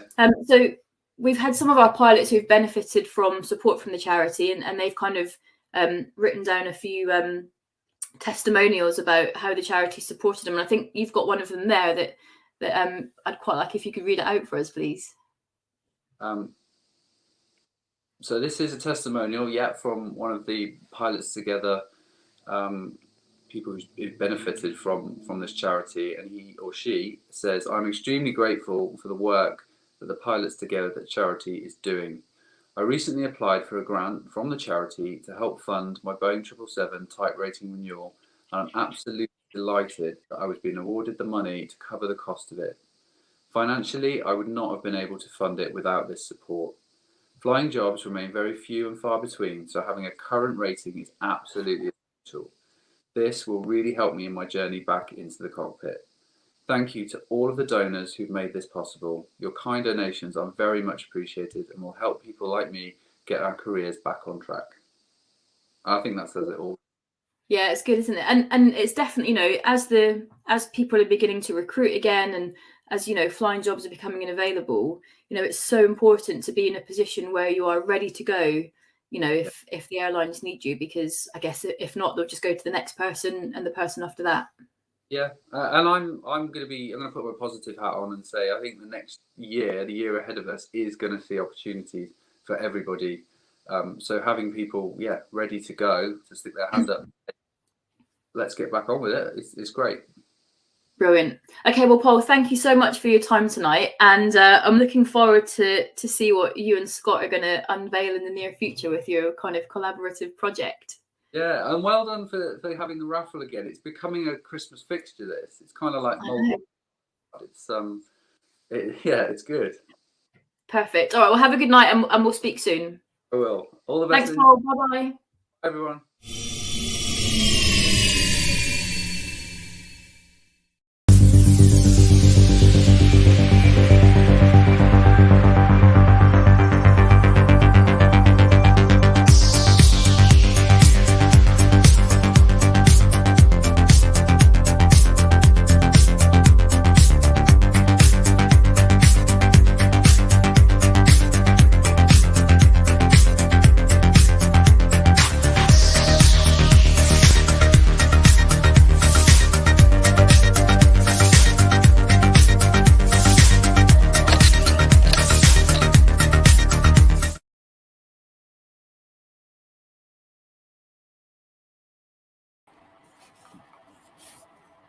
really, really nice to hear from our trustees. Yes. And really nice to hear the testimonials as well, just to hear how much of an impact we're making on people. Without a doubt. And £126,000. What an incredible sum of money. So let's go to Lottery HQ and get an update from our chairperson. Hello, ladies, and congratulations. Scott, how's it going? Congratulations. What an amazing live stream you've done tonight. You've done us all proud. I've got the final figures. Haven't quite got the winners yet. We've got about another 3 minutes before we'll get the winners of the draw. However, we've made an amazing total of £9,933. Wow, that's incredible. Short of our draw total, but with literally 13 seconds to go, the column, the 747 column, is just about to finish at £1,020. So that blows us through the 10,000 total for this evening. So it's been absolutely amazing. It's just ended. Congratulations to the bidder who's got that for £1,020. An absolute bargain, I think. Incredible. Now, Scott, we've got a laptop off to the side here, and we can just kind of, at the moment, we can see you. And we've also had our guest on there as well. But we've seen lots of comments appearing up on the side of the screen, and it's just a little bit too far away to read. So maybe you can just give us or pick out a few comments that has been mentioned this evening. It's been absolutely awesome, actually. I will put this comment up from Lisa Harding, who very kindly donated that book during the stream. Wants to help where she can. Lots of pilots' friends who mean the world to her, and just wants to be there for them. Lisa, it's lovely that you've been able to do that for us this evening. And I can actually link that to... I know who's going to get Lisa's book and all the goodies now. So I have the names for the bonus window of people who bought stuff during the live stream. And, well, let's hear it. And Lisa's book and all that lovely stuff that Lisa has offered us. So the window is going to Martin Foss from congratulations, Martin. Martin, congratulations. You've got the window. That's brilliant. And another M, Matthew Mackay from Warrington, is getting all the stuff from Lisa, the book, and all the bits and pieces. That's an amazing thing. Actually amazing. When you said another M, I was hoping for like a Lindsay, but it's not. Mark, I think. No, we've had some amazing comments. Particularly surprised but not surprised that the Av Geeks love John and his train stories. Absolutely brilliant. And I just the testimonials. I think everyone has been quite moved by the testimonials this evening. Has been pretty good. So, Scott, how far away are we from the draw? Oh, well, I reckon... And how's it going to be announced? Because Katie and I feel that we are pushing the responsibility of that to you. Well, I'm just waiting for Lottery Real HQ, which is based in France, to text me the winners of the raffle. It will probably be here at about 5:02. Because the machine is a random generator and it picks up the second that the raffle finishes, and I'll get those with us. But do we want to have a little bit of Av Geek in whilst we wait, or do we want to chat? Have you got anything good? You know what? Have I got anything good? What's my favourite airplane in the world? Oh, it's that one that's hanging in the Smithsonian. Is that the right one? No, it's a Herc. Should we have some Herc-tastic stuff while we wait on the Av Geek raffle? Let's run. Let's do it.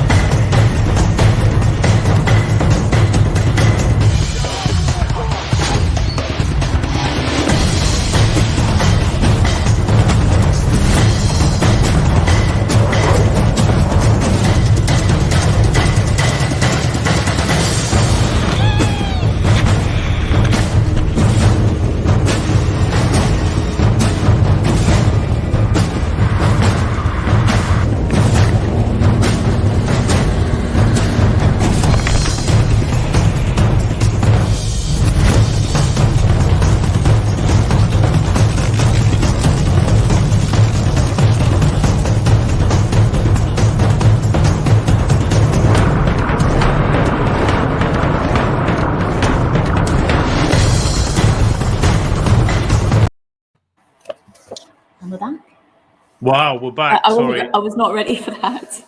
No, I have just got a number of the things from Lottery HQ, so I wanted to go straight into it. Let's do it. And give you a few before we get there. Right, so the 10th prize, which is the 747 print that was flown in the last British Airways 747 flight from London Heathrow to St Athan. Yeah. The winner of that is Michael Norman. Congratulations, Michael. An amazing print. I know there was only a very limited number of those prints made. Sounds like a lucky night if you've got a name starting with M. I know. It's 3 out of 3 for M. It does. So the 9th prize and a flight in that amazing Tiger Moth. Mhm. I'm quite jealous about this one, actually, because I've never flown in a tail dragger or a biplane. The winner of that is Kathleen Ehrlich. Congratulations, Kathleen. Congratulations. Congratulations. I'm sure you'll enjoy that flight in your open-top aeroplane with your goggles on. It will be amazing. The 8th prize, which is the Graphics 856 print, which is a limited edition print, which was done for Pilots Together. This was a really, really nice print of a 747. In fact, you will have seen that Katie has one in her front room, and I've got one on the wall here. The winner of that is Gary Piper. Gary, congratulations. That print will adorn your wall, and I'm sure you'll love it. 7th prize is the amazing bottle of Qantas Port. Now, the bottle of port has a huge amount of provenance. Oh, is Lindsay dying on us? A bit. I'm sure she'll be back. Go on, tell us. It should be fine. We should be fine. The winner of the Qantas bottle of port is a lush himself. It's one of our colleagues, Sean Murphy. Congratulations, Sean. I'm sure you'll enjoy the bottle. Alcohol. Yeah. He needs alcohol. Well, never mind. Sean, congratulations on getting that bottle of port. It's a really unique bottle, and I'm sure that you will enjoy it with us when you invite us round to drink it. The 6th prize. Now, this is actually the one. If I could have bought tickets for this, this is the one that I would really have wanted. JT and the GB Rail Freight ride. And just to be very clear, you will not be driving. JT will be driving, but the Rail Freight ride in the train will be absolutely amazing. And the winner of that, I can't hold out anymore, is Daniel Jones. Daniel, congratulations on winning the GB Rail Freight ride. Next one is a sim session in a 737, and it's a whole hour. Yeah, a whole hour in the 737 on your own with the instructor, flying it around, doing exactly what you want to do in the 737. And the winner of that is Helen Cole. Helen, congratulations. I'm sure you'll love being in the 737. It will be amazing. Now, the next one is the other hour of the 737 session. And, well, this person could probably get together with Helen, actually, and they could join it together and make it a 2-hour session, sit in each seat, and they could have 2 hours in it. Now, far be it from me to suggest that, but they may wish to get together. You never know.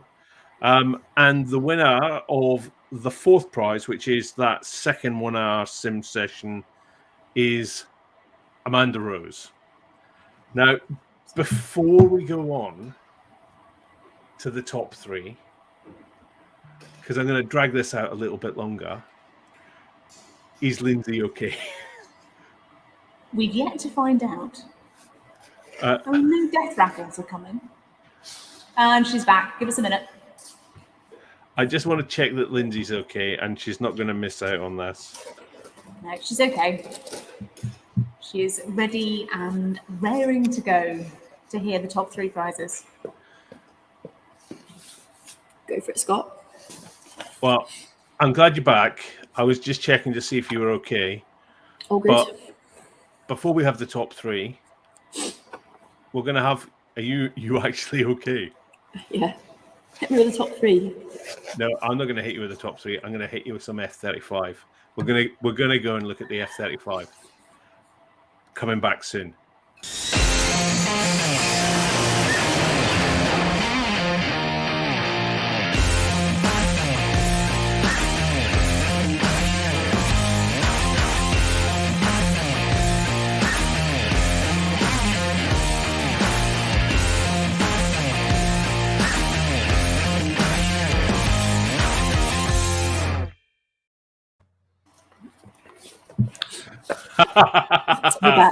That was a lot shorter than you thought it was going to be.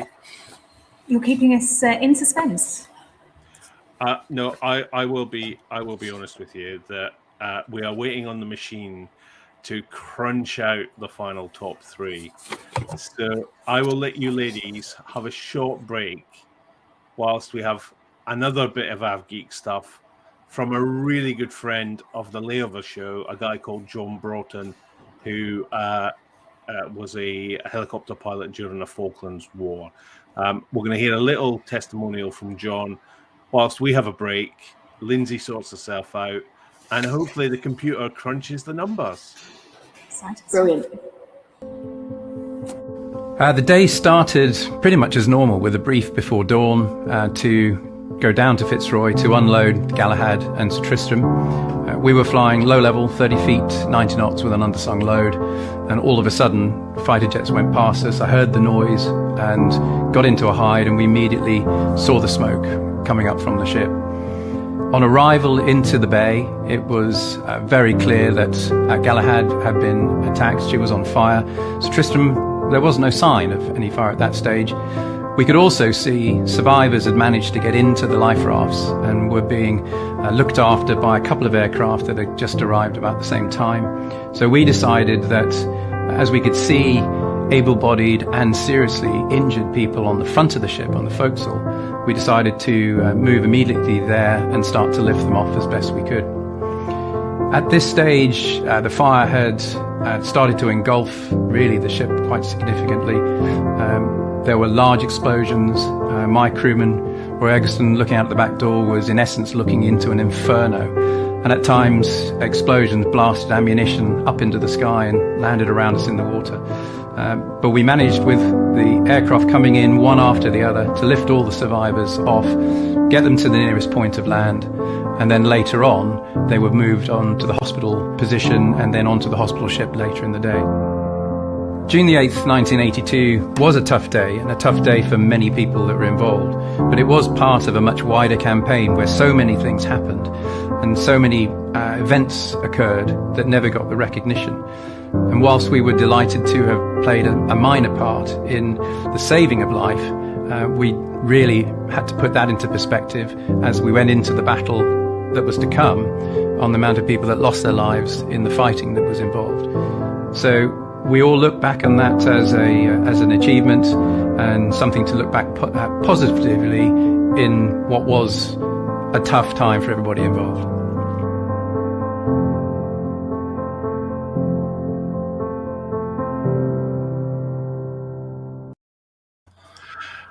Thanks to John for that little interlude. It bought us some time.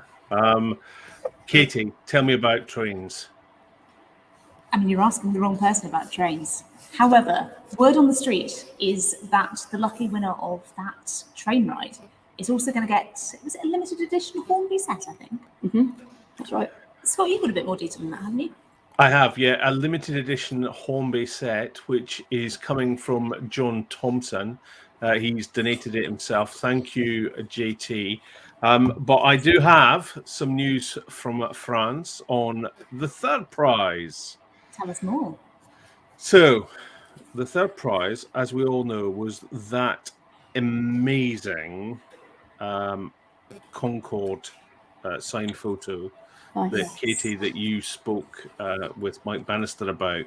I actually, again, I think Steve and I were really jealous because we both wanted this.